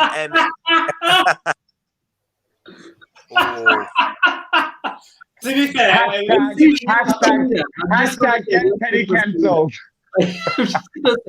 Like it was a different day, a different age. We were divas, and it wasn't intentionally horrid. But also, you were never at any point in blackface. With makeup. Especially I didn't make any efforts with makeup, full stop. it was very much like I'm wearing a big wig and a frock. And that was it. And doing a Diana Ross song. And I mean, I've done it. I think every one of us girls has probably done it. I have. I used to do Shirley. I did Shirley Bassey. And I can remember somebody, I won't say who, I can't remember who. Was it me? No, it wasn't you. It was someone linked to you. I did Shirley for Edinburgh. And was compared, because I did Shirley with no fucking rehearsal. Literally, like, I had an idea in my head, and it's like, we need to fill a bit of time, I'll do that. So it was just like, sequin frock, big boa, see what the fuck happens when I go out on stage. I haven't got time to try anything. And it was just basically a bunch of gurning in big arms. But was compared to David Dale's Shirley. Yeah, because David Dale's very face-based. Yes, David Dale's got that rubber face. I do think this is something that we do need to talk about. Like, as queens, as performers, the race play is something that we don't have to do anymore. Yeah. No. Like, I used to do Tina, and now I won't do it. Really? That's interesting, because even now looking back, and I may get some stick face, and that's fine. I look back and I don't feel that doing my Tina, I mean, 9 times out of 10, if I did Tina, I was singing live, to be fair. Yeah. But doing my Shirley, doing my Tina, I never really felt that I was, blacking up or doing anything that was racially challenging, shall we say. No, but now, with what we know, moving forward, performing as a black woman, as a cis white man. Yeah, I wouldn't. The moment where we go, do you know what? It may be entertaining. However, it's not my plate. People who can do it better. Yes. Yeah. And those are the voices. Those are the voices within the community that we should be, and the performers within the community that we should be lifting up, and that we should be. Because I can tell you right now, showcasing. I had this conversation literally a couple of days ago. We were talking about the BAME people in Newcastle, and we have no one. We have no BAME performers in Newcastle. I mean, we had black minority ethnic, if that's a thing that isn't transcribed across to Australia. It's what is that? Minority ethnic. Black and because I've had some but basically over here it's BIPOC, so it's Black, Indigenous people of color. Yeah. It's a moment where I wouldn't do a number, not because I Yeah. can't and not because I shouldn't, but just out of respect. Yeah, I think I would. Yeah, like I could look back on performances. I've done Tina as well. I could look back on performances of doing that and be like, I was paying tribute to an icon and somebody that I really respect. But in today's, Anna Mark in comments has kind of said the same kind of thing. It was a tribute. It was like a respect and love. It's bear with me. At the same time, we still shouldn't be doing it.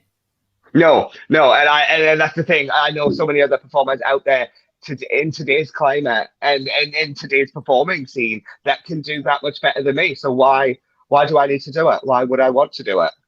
Yeah. When it's not really my place in society, and I can stick to doing Liza. So Penny, you're saying there that Newcastle. I wouldn't do it personally out of respect. Right. So, Newcastle had a lack of representation from BAME community. Yeah. Then by not doing Tina, etc., are you taking away representation? No, I don't think I am. Not at all. Not at all. I think I'm... Here's my Tina, by the way. Yeah, it's my old Tina. I think I'm holding the gate open for a performer to come in and go, right, that's the space I'm willing to fill. I'm stepping back as a cis male with a platform. Yeah. I'm going to go, come and do it. Fill the gap, please. Yeah. Absolutely. Because that we do definitely need. Various in Newcastle is very limited. We're only just getting AFL queens. Who's echoing? Is it you, Luce? Is it me? Is it you who's echoing?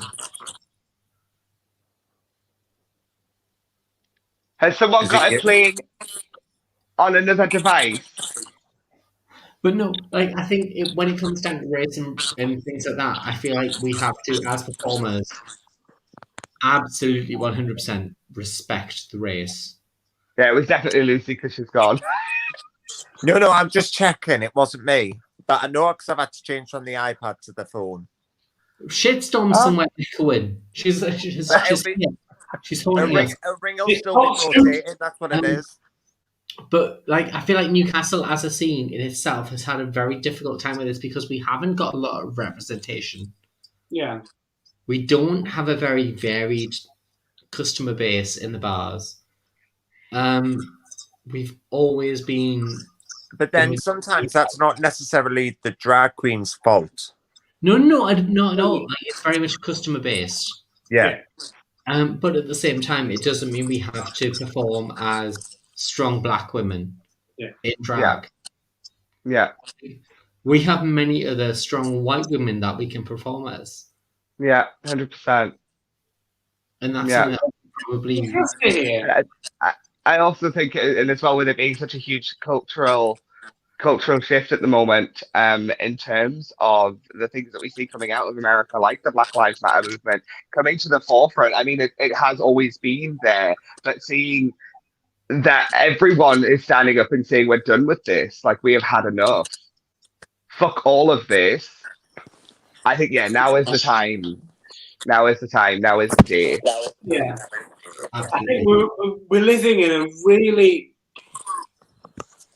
volatile time and a really important time for human rights in general. Black Lives Matter, Me Too, the recent surge after the death of Sarah and the women.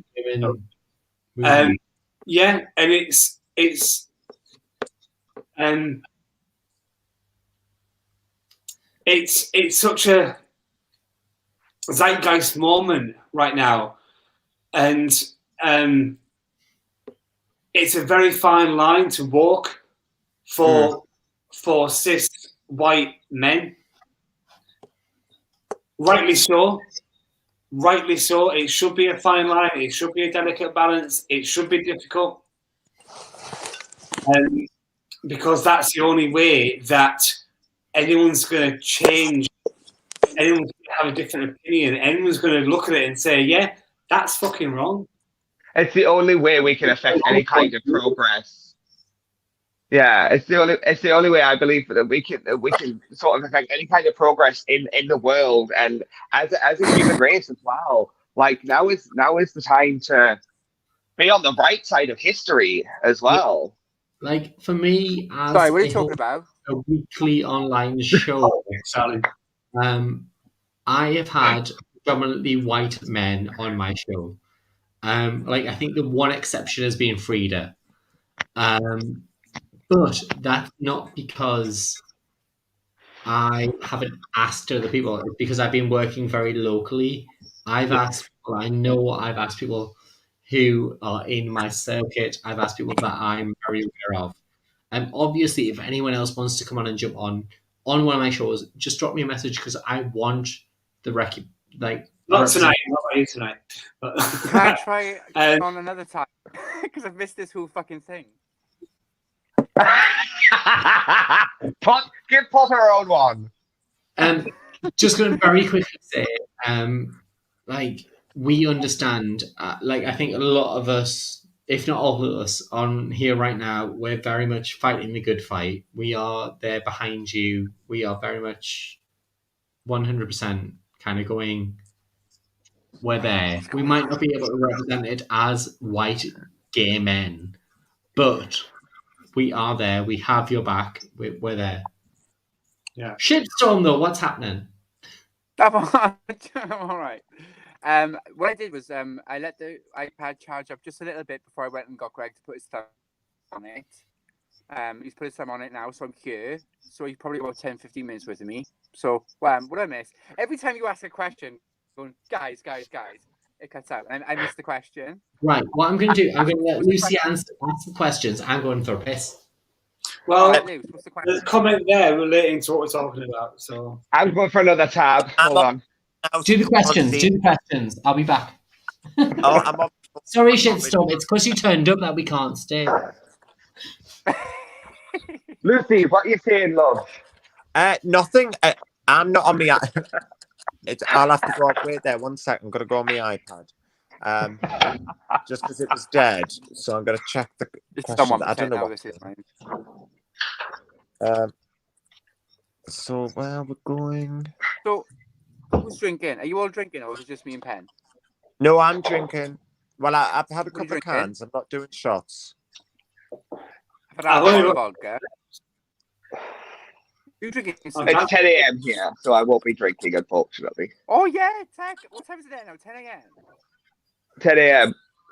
Ooh, right. So questions. Let's have a look.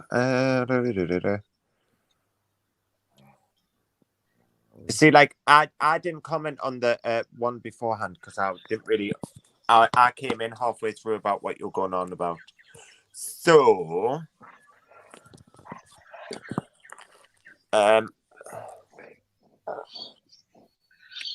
Tech, are you pissing? Oh no, it was Penny that went for this. You've gone for a fag. I thought you were having to sit down, Pete, then, and nonchalant about it. Just never not been. Over here in Australia, we piss outside. Whereas I do have an outside. I do have an outside toilet though here in this house. Oh, how very 19th century of you! Fabulous. I'm very Jara, but I still have an outside toilet. Right, where are we at? What's happening? Lucy's firing up her iPad so she can ask questions. Yeah, I'm Great. just trying to find them. Basically, for me, I want to know which moment is your favourite moment of any of us? Like, what moment sticks in your mind of any of us? All of you? Yeah. Can I just say, right? Can I say my least favourite moment? I hold dear to my heart. And Sus, shut up, right? Because this is going to go in a minute and you're going to be gone, right? I'm on a timer. Right, well, and this is a moment of my life, right? Oh, I can be the cheese, right? But when I first came to Newcastle, right, obviously I fell in love with the place straight away. Otherwise, I wouldn't have moved here. But one thing that always sticks out in my head is how lovely you all were to me. You know, just like as a foreigner, just fucking turning up and doing the show and stuff like that. You were all so nice to me, and that's half the reason I moved here. So my favourite moment, really, of all of you was all that, really, because I thought that was so nice. Pen, I always tell people this story, right? I always tell people the story. Do you remember when I first got off the train? Right, when I first got off the train, the first time I come to Newcastle, and I was kind of walking along, and I had random people going, "Hello." I'm like, "Oh, hello." One guy says to me, "Nice hair." I'm like, "Oh, thank you." And I was like, "God, everyone's lovely in Newcastle." Because my brother had just been saying, do you remember? My brother had just been saying, before I got on the train, he's like, "Keep in mind, the Geordies are renowned for being lovely." I'm like, yeah, whatever.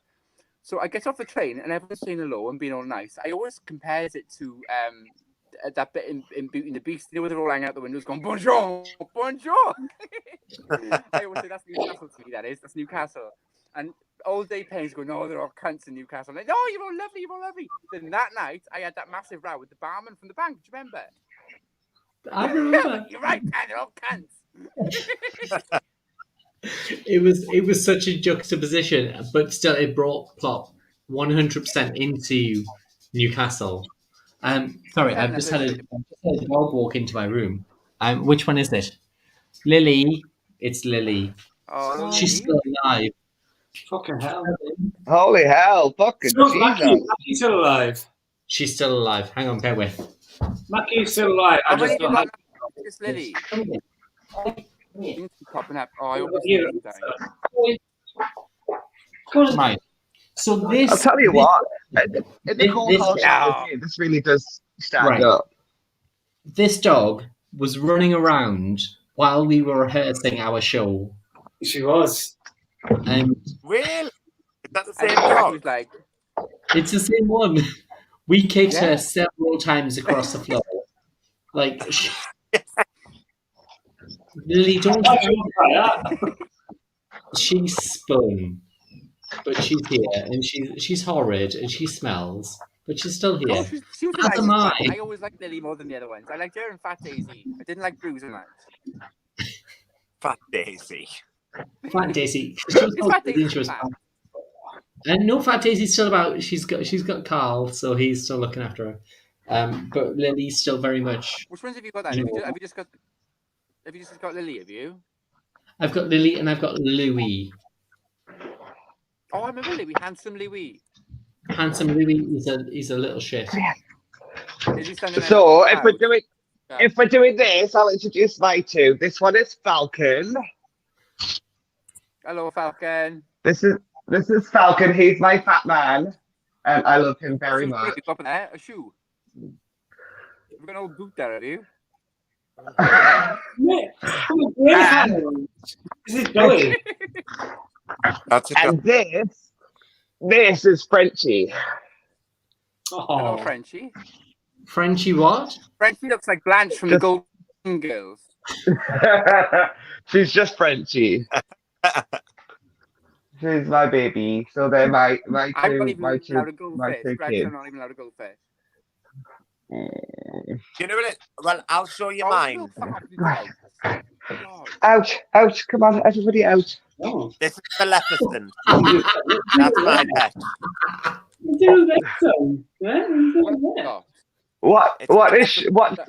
What's that? That's a greyhound. Right, what's yours, Luce? What? What was yours? Mine's because I don't have any animals apart from my exes. This is Maleficent.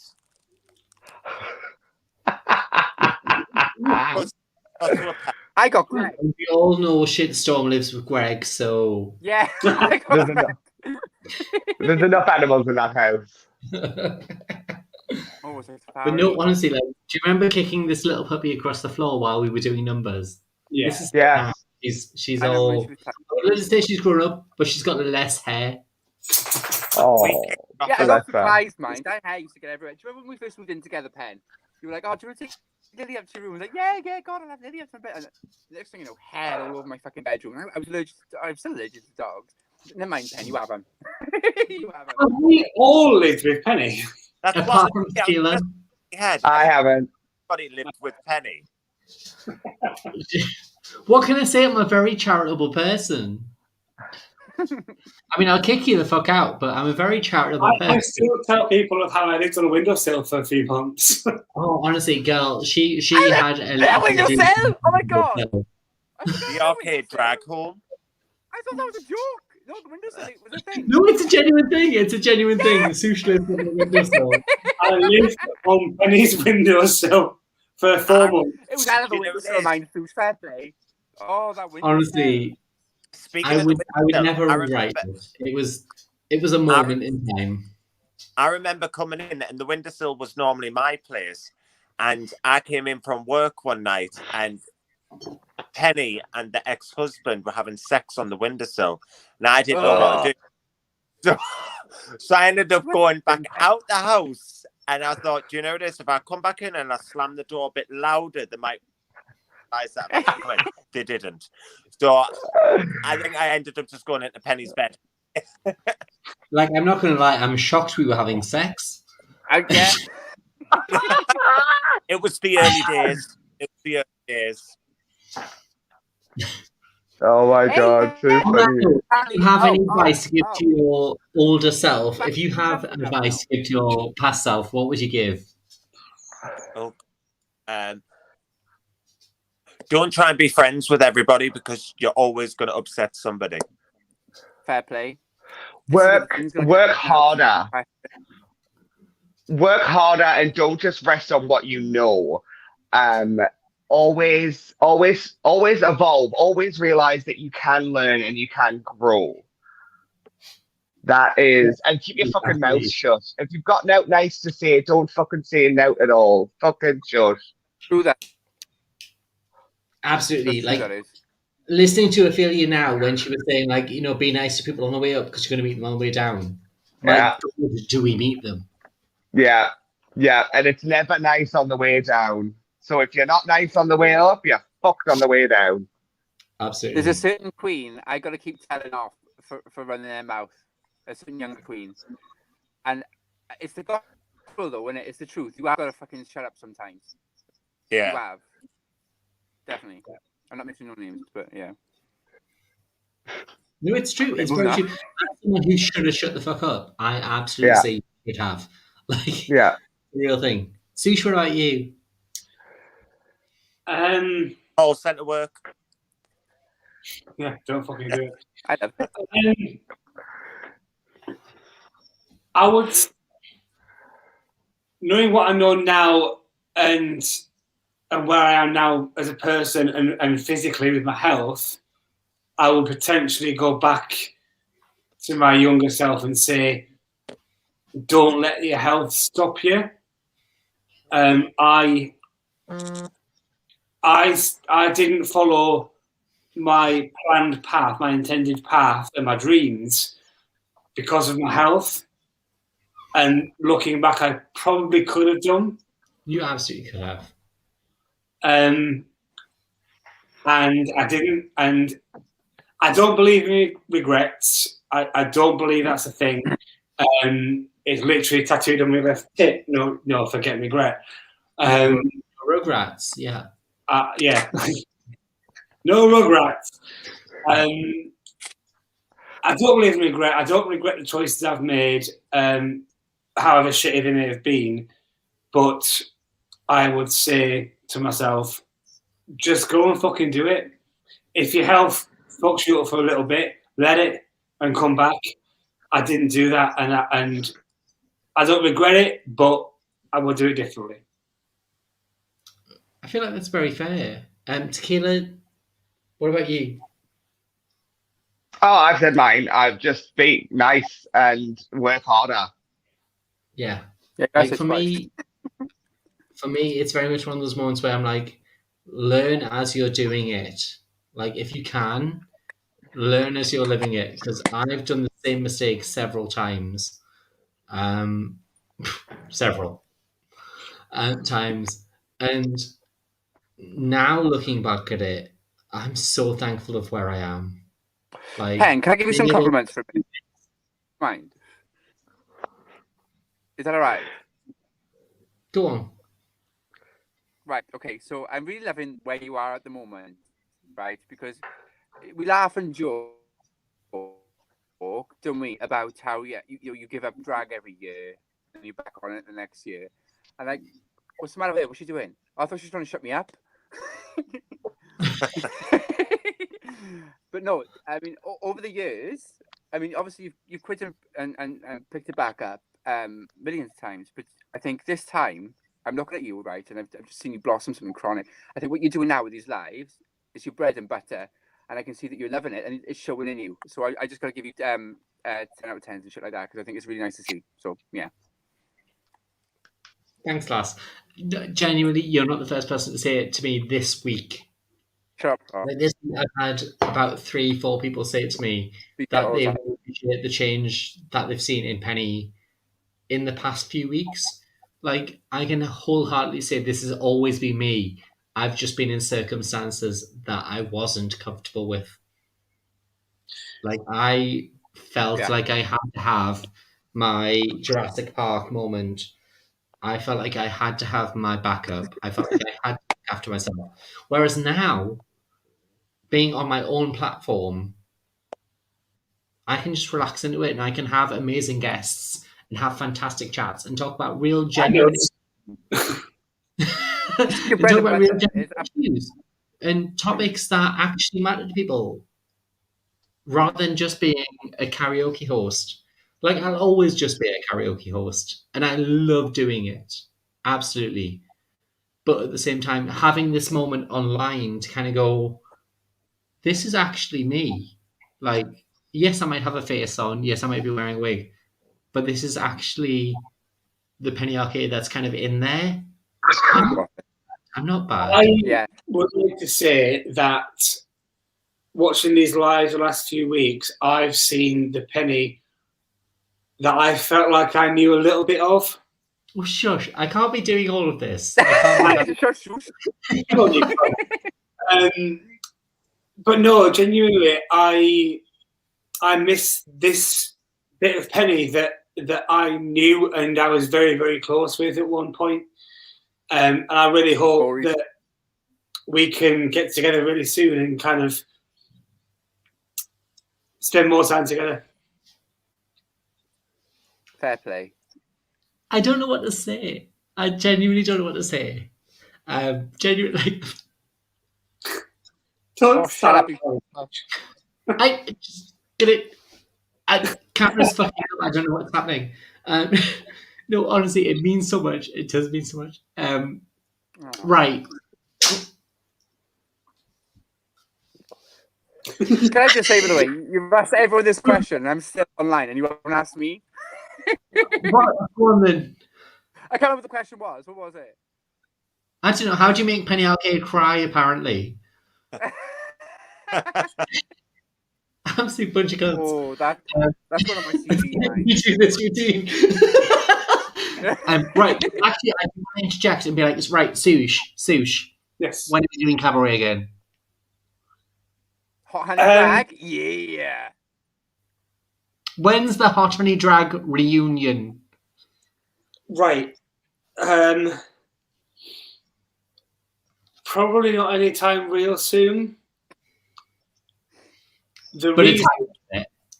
I would love it to happen. The reason, it's very personal to a point.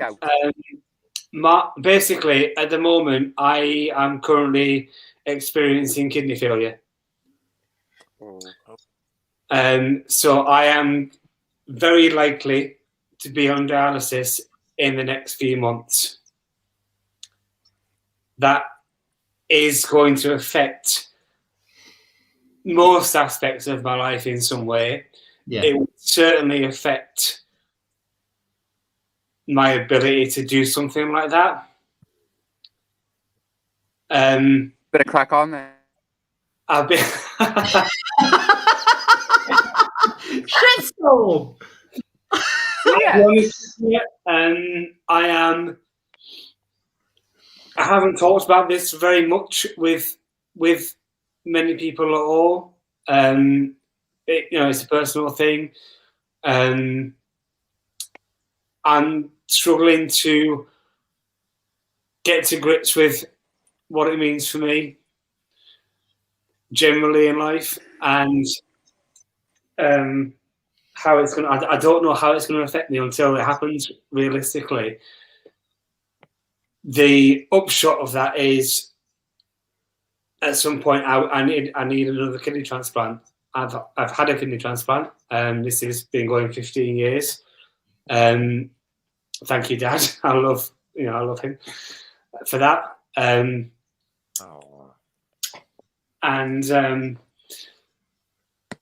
Yeah, I'm good. I need a transplant. If anyone's got a kidney out there that they don't fancy, keeping on for too long, pass it over. Cheers, Bet. I can't actually hear a word. I don't know what it means to me. I don't know how long that's going to be. My mum was on dialysis for 3.5 years before she got a transplant. I've got a friend who was on dialysis for 11 years before he got a transplant. I'm at a point in my life where I'm looking to try and set up a business. I want to build on my amateur theatre career and create a business from that. I'm at a point where I'm trying to do things for myself, and then this is kind of just coming along and saying, actually, fuck you, I'm going to do this to you so that you might not be able to do all that the way you want to do. I feel like this is the time in my life where I should be actually creating a life for myself. I've done my young days of pissing around. I'm trying to sort myself out. I'm trying to build something for me. And now I'm potentially looking down the barrel of a gun that's saying to me, here's 10 years where you probably can't really do that because you need a kidney pet. It is what it is. I'm not bitter about it. It's not a new thing in my life. I was born with kidney problems. It's something I've lived with. That's life. It's just shit timing. I was messaging Penny privately a few days back about the 2 ways I will come back to drag. One would be a whole new character, a whole performance, a whole thing, very much a single show. Please pick a better name, Ruby Reynolds, though. All right. The second way, I said the only way I think the only way I would likely come back to drag on the Newcastle gay scene now would be bringing back the Sushe name with Penny as Hot Haunted Drag, because they were some of the best times I've ever had in my life, and I would love that so much, and I really hope that that's something I might look at in the future. Until all this happens with me, I don't know what that means. I don't know when, how, why, whatever. I just need to wait and see. But yeah, that's kind of where I'm at right now in my head, in my life, yeah. Sushe, can I just say one little thing? I know it's obviously hard for you and everything, but just, that bit of advice you said you would give to new drag queens: don't let any illness stop you doing what you want to do and what you love. Then take that advice yourself. Yeah. I need to wait and see. I need to wait and see what it means for me. Until, I don't want to get into too much detail on here, obviously, but I've had some stomach problems recently. I don't know how related they are to what's going on with my kidney. I don't know if it's unrelated or what, but potentially that's brought things a little bit further forward. How dialysis affects somebody is completely individual. Everyone is different. Everyone's body is different. some people aren't hugely affected. Some people literally live their life fucking knackered, and it can really tire you out. My plan, because I do have a day job, I have a mortgage, I have to keep that up. My planned treatment is peritoneal dialysis overnight, which means every night I'm hooked up to a machine for 8 hours. So working till 3 in the morning. Well, yeah, working till 3 in the morning, getting in at 4 o'clock, and then getting up for a day job isn't a thing. So that itself, just that process that I will have no choice in, takes away some of my options. Is there anything we can do to help support? Yeah, give me a fucking kidney, bitch. Like, is there a website that people, if they're able to do that, is there a website that people can sign up to? Is it the National Health Society donation? What I would say to anybody who watching now or watching on YouTube in the future or whatever, discuss this with your families. Until last year, you had to have a donor card. You had to register on the donor register to be considered as a donor for any kind of transplant, kidney, heart, lungs, whatever. As of April, I think it was last year, that has changed in the UK. It is assumed that you will be a donor unless you've opted out. First of all, that is so much better. That is how it should be. You're fucking dead. You don't need your shit. All right? You're going in a box, or you're going in a fucking furnace, or you're going underground, or whatever. You don't need your organs. Fucking let someone live.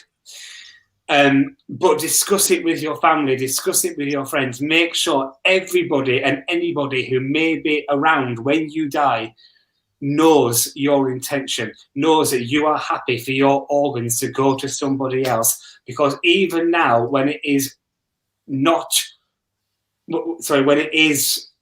open that your organs are automatically donated, there are families who will say, no, I don't want that. And those families' wishes will be respected. Rightly so, don't get me wrong, but have the discussion with your family first so they know that when the time comes, and anybody watching, anybody listening, I hope to God your time doesn't come soon. Much as I want a kidney, I hope to God you're all alive for a long time to come. But make sure your families and friends know that when the time does come, you are happy for whatever bits and pieces of you that can be used are used to help sometimes save someone's life or improve someone's life. It's such a matter, because it might be a part of you that you've never thought about using. Yeah. Someone else can use. Yeah. It's such a small moment, but it's something that they can pay forward. Completely. So please have those discussions with your families and friends. Make sure they know that you are happy to do that. It's so, so important. Kidney transplants are the highest number. There's more kidney transplants than any other organ. If you look on the black market, kidneys are worth 10 times more than anything fucking else. I don't know, but certainly beyond my fucking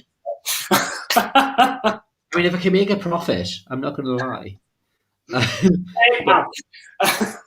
Honestly, Sush, I genuinely hope someone watching kind of signs up, because it's such a moment. Even if you're just signing up to be a donor, let you used to have to sign up. Now you don't have to sign up. You are automatically an organ donor. That's just a fact. That's legal now. But please discuss it with your family and friends so they know that you are happy with that. The last thing we want is, and it happens, I've spoken to doctors and surgeons who see this regularly, where families are like, you're not taking my loved one's organs. You're not doing that. Fucking no. Tell them you are happy with that. You don't fucking need them. You're dead. And I don't want anyone to die. I don't wish that on anyone. The worst thing about being in my position right now is essentially I'm waiting for someone to die. And I don't want to be in that position. But that's where I'm at. So if you're going to die, give me your fucking kidney, bitch. It's such a moment.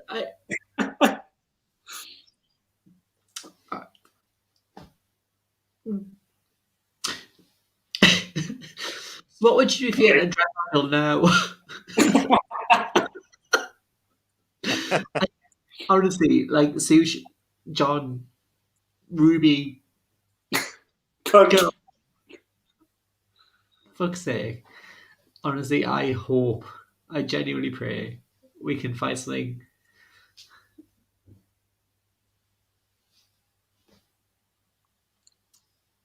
Just a moment. Sorry, I've not really talked about that. Can someone end with a joke? They'd be like, "Oh no, I'll come back to Hot Honey Drag if Penny says yes." Like that's what I thought was gonna fucking happen. I thought we were gonna announce a fucking brand new fucking stage show together, but it's fine. Oh, not kidney failure. Honestly, no. I know I said earlier I don't have regrets. If I did, one of them would be the way things went with us. Absolutely. If you had any advice for 10 years ago you, what would you say? I would say there's a ginger person in your life. I would say punch that cunt in the face. She's right. And realise that you've got a really good friend. Don't let that go. And I miss what we had. Absolutely.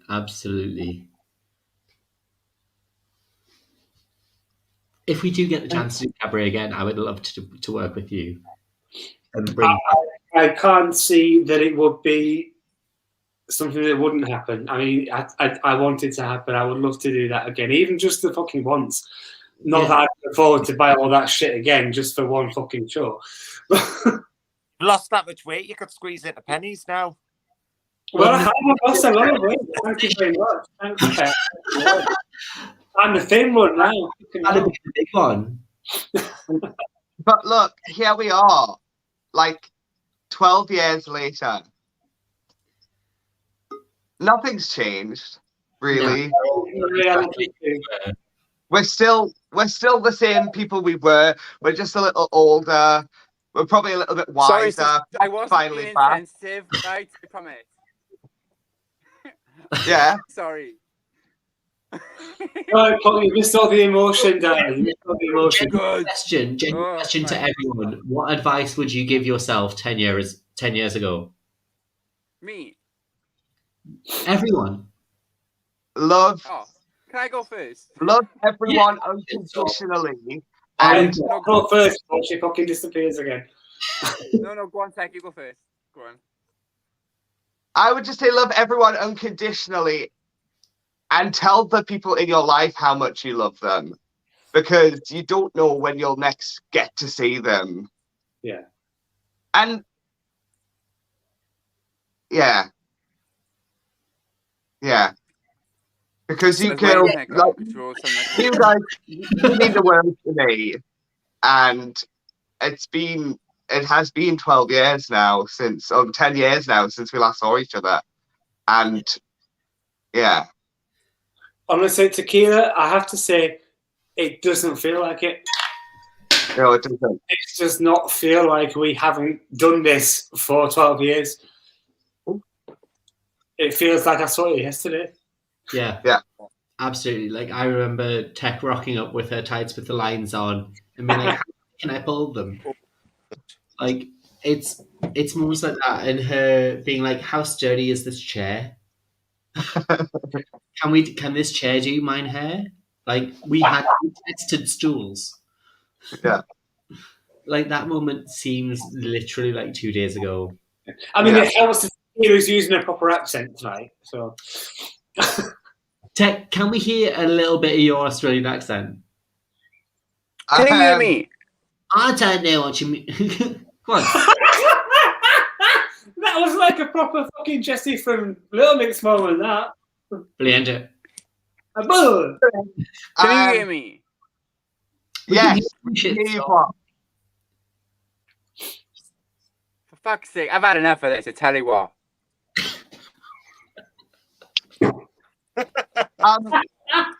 Plop, you're here.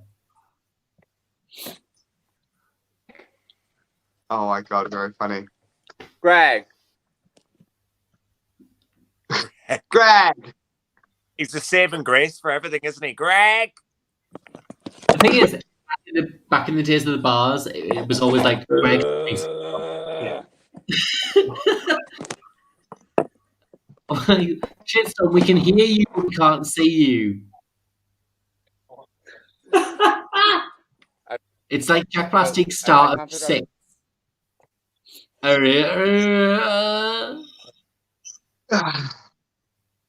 Go on then, do that. Then go back on there. So, I right, want to who's done the if you could give you advice to 10 years? Who's done that? I did it. Lucy, what advice would you give to you 10 years ago? Wait, from everything that's happened to me in the past and whatnot, it's like, it sounds so generic, but don't take anything for granted, because something that might seem small to you, like anything, Left hand. like your left hand, could literally, anything like that, family or anything like that, can be taken away from you so quickly. So just go for whatever moment you is. And do you know this? If you're going to step on somebody else's toes, tough shit, do something for you, not anybody else. Yeah, absolutely. Do you know this? Not taking shots of Sambuca. I feel like I'm the voice of reason tonight. Fucking time. I know, isn't it? Honestly, it's been an absolute pleasure having you all in. Like, I need more of this. Like, even if we just do it privately. Yeah, please. I can't wait to catch up with you all on a more regular basis, because I feel like it has.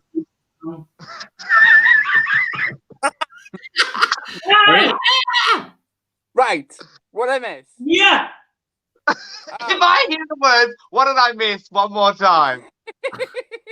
I haven't missed. That's all you're going to be saying when you go to work tonight, isn't it? What have I missed? What I missed? What I missed? Right, Shitstorm, what advice would you give to yourself 10 years ago? 10 years ago. Let me think. So how old was I 10 years ago? You were getting me and Sushe Buffet to Swansea. Yeah. Okay. So 10 years ago, I'd say don't be so fucking naive. For a start, watch out for the dangers that are before you, i.e., drugs and alcohol. I think, because I think when you're young, I think it's all kind of glorified, isn't it? It's all like, oh, look at me, like that. It's a serious thing. Like it genuinely is.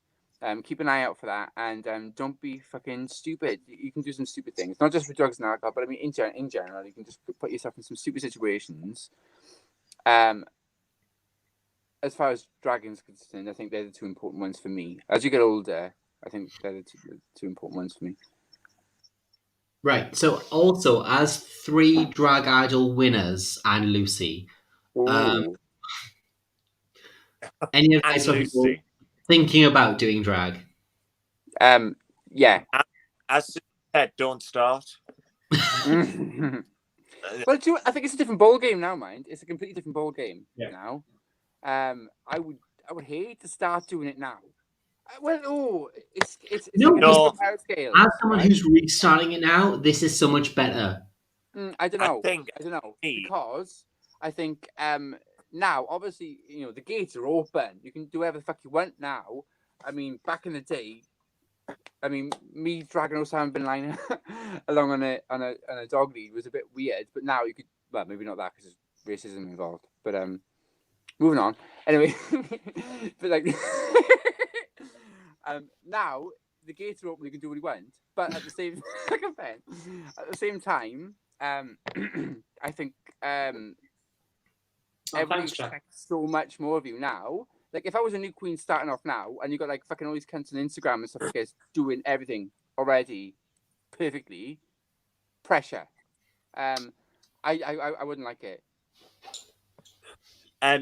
Mine would probably be, because I kind of agree with Plot. I think it's easier to start now than it was back in the day, because back in the day it's much harder. You've got to establish yourself as you, and if you didn't have a platform like Drag Idol, you never was able to really start. So you must, like for me and Penny, we had to do it all on our own, and Sushe, like things like that.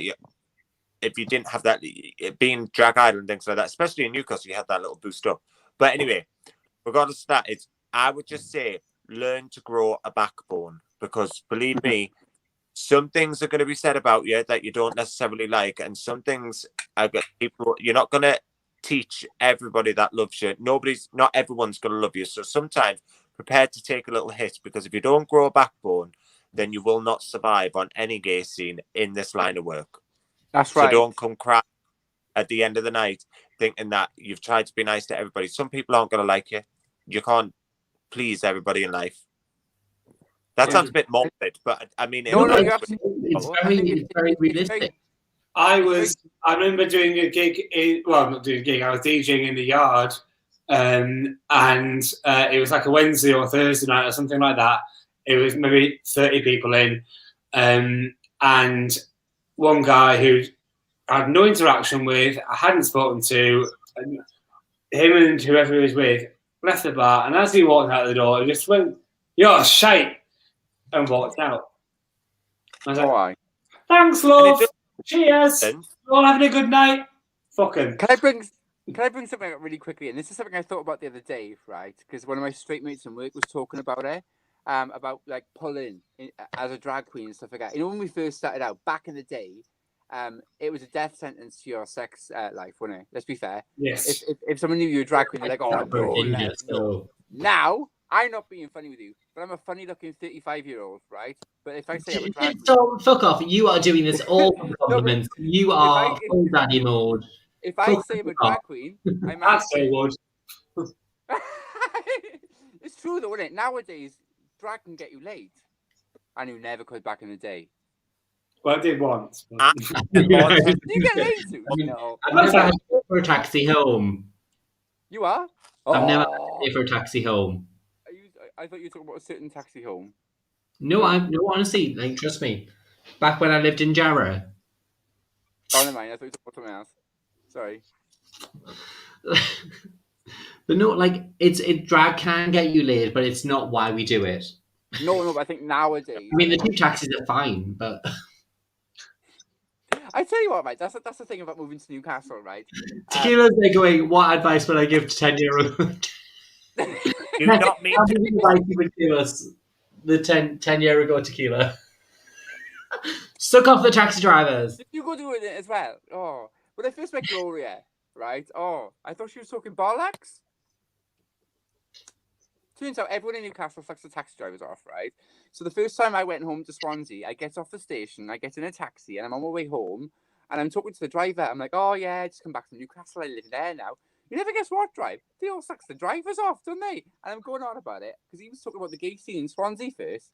I start talking about taxi drivers getting sucked off, and then he shuts up. And it wasn't until I got out of the taxi that I realised he thought I was probably hinting to suck him off. I wasn't. Anyway, moving on. So, Tequila, what advice would you give to 10-year-ago you? But I've already answered. Oh, I was the first one. I answered 3 times because I just keep coming back to you because I'm just like, what the fuck is happening? I was the first one to answer. But also, to new kids starting out, learn your fucking lyrics. Yeah. Yes. Yes. I was trying to learn the lyrics to what was the pen? Hairspray. Yeah, I never managed. Do you know what? One of my favourite memories of Plop is when we did the Scotland New Year and we were like, Shitstorm, we're doing Gimmick from Gypsy. Oh, yeah. Oh my God, we did. Right, you're doing the delicate butterfly moment, but we're giving you bat wings. And Plop stomped on stage, wafting wings around, not knowing her words at all. And it I was love such. it. I do it with finesse. Yeah, of course you do, Pet. All right, my Whose love. idea was that? Well, I might have to say a fond farewell. Oh, sick. Oh, farewell. Time of morning. The sun's coming up over there. It's nearly 11:15, and I have somewhere that I need to run off to today to go and grab some things. Spunk. Cryptic. Secret things that I can't talk about because they're surprise things for tomorrow night's show. But Is it tits? Are you finally wearing them? what? Is it tits? No, my tits are here.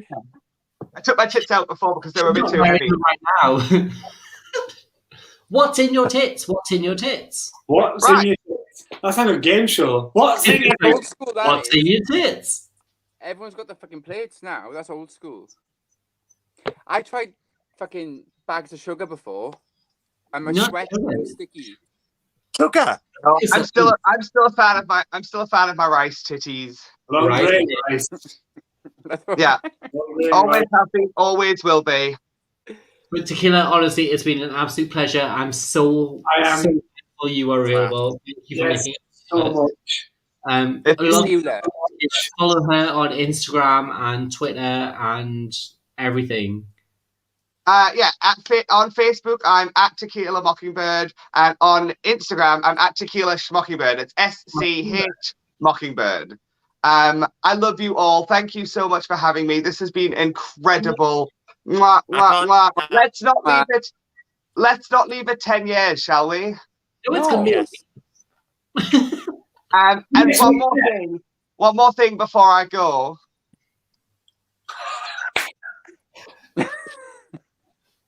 I love you all. Goodbye. Bye. Love you. Bye. Lots of love for Tequila, everyone. Give her a Love follow. you. Honestly, she's a star. She's a star. I tell you what, mind. I was watching some of her videos like recently. Well, she puts them up regularly, doesn't she? And I'm just like, God, Bitch still does cartwheels. What's going on She's still there? got the energy. Like, honestly, God. Oh, Still the that's- best lizer as well. But there we I've done Jack, 2 you can cartwheels come in back, the last 3 years, and both of them.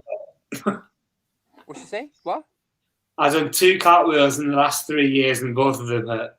Oh, I can't say I've done.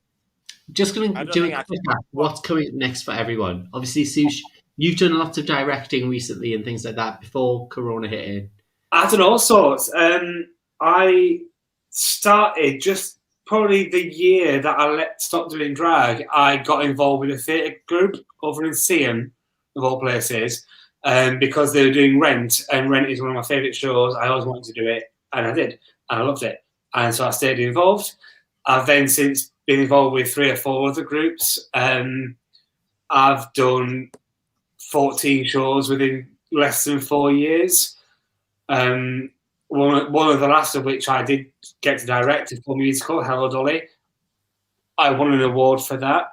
Well, the show won an award. I won't say me, but I was the director. But we won an award for it, which is outside of drag, probably one of my proudest moments in my life, really. I hope to continue doing some of that once lockdown everything's over and all that shit. I'm hoping to set up, well, I have started my own theatre company, but obviously I did that stupidly through lockdown.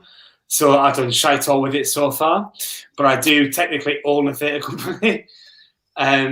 The plan is to do some acting courses, long term down the line, do some singing coaching, that kind of thing, and eventually put on shows. I want to be a professional producer and director. That's my goal. That's where the direction I'm going in. In the shorter term, something me and Penny have talked about recently, inspired by Penny and the live stuff that you've been doing, I am hoping to get a podcast on the go. It's going to be called what do I call it again? Oh yeah, Alphabet Soup, exploring. I'd like to get each week have a guest on the podcast discussing their own queer experiences, their own queer life. I'm hopefully talking to gay people, lesbian people, trans people, non-binary people, people who don't identify as any of that, but come under the LGBTQ plus etc. umbrella. Partly for my own development as a person, my own learning as a person. All right, so hurry it up, otherwise I'm gonna die again. Yeah, that's what's coming for me in the near future. Look out. Amazing. Shitstorm, what's coming up for you? Me. Well, to be honest with you, I had no desire to do drag again. I'm keeping my head open for Sunday Night Live when that starts back up. I'll see how that goes. But to be honest with you, I've got no interest in it anymore.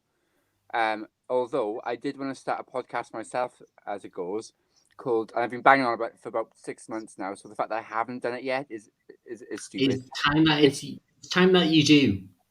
Well, let me tell you about it. It's called Goosebumps, right? And it's about all my funny bumming stories. You do have some stories. I've got some stories. And recently, arc of this, right? Oh, Here we go. Are you sitting comfortably? Oh yeah. Then I'll begin, right? I'm being shot for this time. Do you remember the story about the guy who shat in my shower? Yeah? You don't? I wasn't listening. I was getting at some of it. Oh, I plastered it all over. I went live on Facebook and told this story. Oh, Anyway. the shower story. Well, I never knew who it was, so I didn't. Well, Explain. I was respectful, so I kept that quiet. What his name was, but so I've been bumming someone recently who knows him, and apparently he called. Apparently, right, he's been going around calling me HIV Chris, right? Which I think is a bit daft because I just had my test back and everything. I'm fine, right? But like, I haven't seen him since. He's going around calling me HIV Chris purely because I outed him for shitting in my shower. So the first episode is going to be all about him, and I'm going to put his pictures on there. So we're having a little bit of feedback. I don't know who's feeding back. Hello? Lucy's got legs open again. No, it's not. Is it because I've moved from my spot? Are you saying hotel? Like, for me personally, I'm just going to chime in there. Can we stop using the word clean on social media? I didn't say that. Like dating apps and shit like that. Like, the word clean isn't a thing. Like, by all means, know your status, but don't use the word clean because it's very derogatory. Just say you know your status. That's all it takes. Literally all it takes. Not even a thing now. Anyway, I don't care. Does anyone care? Lucy, I don't mean that, but you know what I mean. I like if someone back in the day, see, like back when I was in my 20s, it was like a big hush hush thing. Yeah, because it was like 1980 whatever. Yeah. We're not that old, Pen. God, We're not far off. We're not far off, but God, but like back in the day, it was like a really, really like it was completely different to what it is now. Is what I'm trying to say. Can I just say, if anyone out there hasn't seen It's a Sin, fucking I watch haven't. It's I possibly haven't seen it. it has to be one of the most incredible and important pieces of television ever made. Watch it. You will cry your fucking eyes out, like, but it's important. All right, fair play. Loose. Yeah. I don't know how come off from that. Well, I'm just going to literally, I'll be going back to work, and I'll be finishing my first year of uni in. Yeah, because you went back to uni. No, not went back. I went for the first time. No, you was never educated before, Tim. No, I'm rather intellectual, but it was the first time ever since my accident. I thought I need to do something different. That's when I was going on about being a drag. I want to still do it, but I would just want to kind of further my career, still in the payment side, but just go differently. So that's why I'm doing events management at tourism and events management at uni. But I done my diploma last year, and then I've finished my first year in May. Then I'm going to and then I'll start my next year in September, and then hopefully we'll be back to work normally. But then I'm looking at new work because I want to go and work in hotels and do big events in hotels. So I'm going to put all my focus in this. However, now I've done it, something else. what? What? Taking what you've learned and going, I love what I've learned, but I'm going to twist it a little bit and go this way. Yeah, I just think it's an extension from what I've done for the whole of my life, and then just I've organised like things like Pride Cabaret tent and events at work and just general things like that. And I just think, do you know what it is? I know I'm good at it and I enjoy it. So why not make it into a career that I can do for the next 25 years? Because I'm not going to be standing up here in a frock and a wig when I'm freaking 60. Do you know what I mean? I'm just me. We'll see. But I'm going to be there going, I've had 75 reunions. I didn't want to stop it completely. I don't want to stop it completely. I just want to have drag as more of a hobby. So that's why I can change it. I can safely say I absolutely adore everyone that I've worked with from our generation. Like we were such a weird bunch because we were thrown together. Yeah. Like we never should have been friends, any of us. Not one of us should I shouldn't be here. None of us should have. Yeah. We found a year I might not be. We found a common link in drag and we went, this is good. And that's what I miss. I miss the camaraderie of it. Yeah. Me too. But me and you two work all the time. I mean, God, Penny, me and you, I mean, you hated me when I was in the yard and we met. You fucking hated me. I did. It's not common knowledge, but we grew to love each other and we genuinely have a connection. Yeah, I can remember the night I remember that me and you really started to get on was Gail Force was still working in the yard, and me and her were both getting ready the same night. I don't know where the fuck she was going. To the other end. She was bitching on me. Basically, I was already ready and behind the bar and chatting to you, and she was bitching on me. I think she was upstairs in heavens. And probably for the first time, I just put her in a place and shut her up. And off she walked. She just put her face on and off she walked and did a thing upstairs. And you came downstairs 5 minutes later, because obviously at the time Evans would have been dead for another hour. You came down and just walked up to me and said, "You just out-bitched the Force. High five." I've only met her once. I met her more than once, and we'll not get I'll never forget it, right? You know, the first time I come to Newcastle, do you remember? It was the first time I met John Harrison, because John Harrison booked me for the Pride, and he's like, "Oh, I need to see these. I need this." And I sent him my instrumental ones, and he's like, "Oh, are you just dancing over it or something like that?" He said, "I was like, no, I'm singing." But he was all like, "You can't swear, you can't." I was like, "All right, fair play, it's a pride, like, innit?" So I cut out my intro and everything, and I was really overconscious. Do you remember? I was trying to. Somebody called me a super shag, and I was too scared to like answer back in case I swore and stuff. You were panicking to high hell. Yeah. Well, I threw up before I went on. Do you remember? I have photos. I have photos of you throwing up. Genuinely, bear with. It's because you had me. I have photos of you throwing up. The night before was the first time I met Gloria, and she was trying to drag us out the night before, and I was like, no, I got to be on stage tomorrow, and she, how? I was like, what's that noise that she's making? But there. But I love that. Like, on stage tomorrow, we're all like, and what's your point? This is what we do. At 2010. But yeah, that's a picture of Shitstorm throwing up backstage. Yeah, I thought Andrew was being all lovely. No, he was fully posing. We've lost Plop. But she was throwing up left, right, and center. Now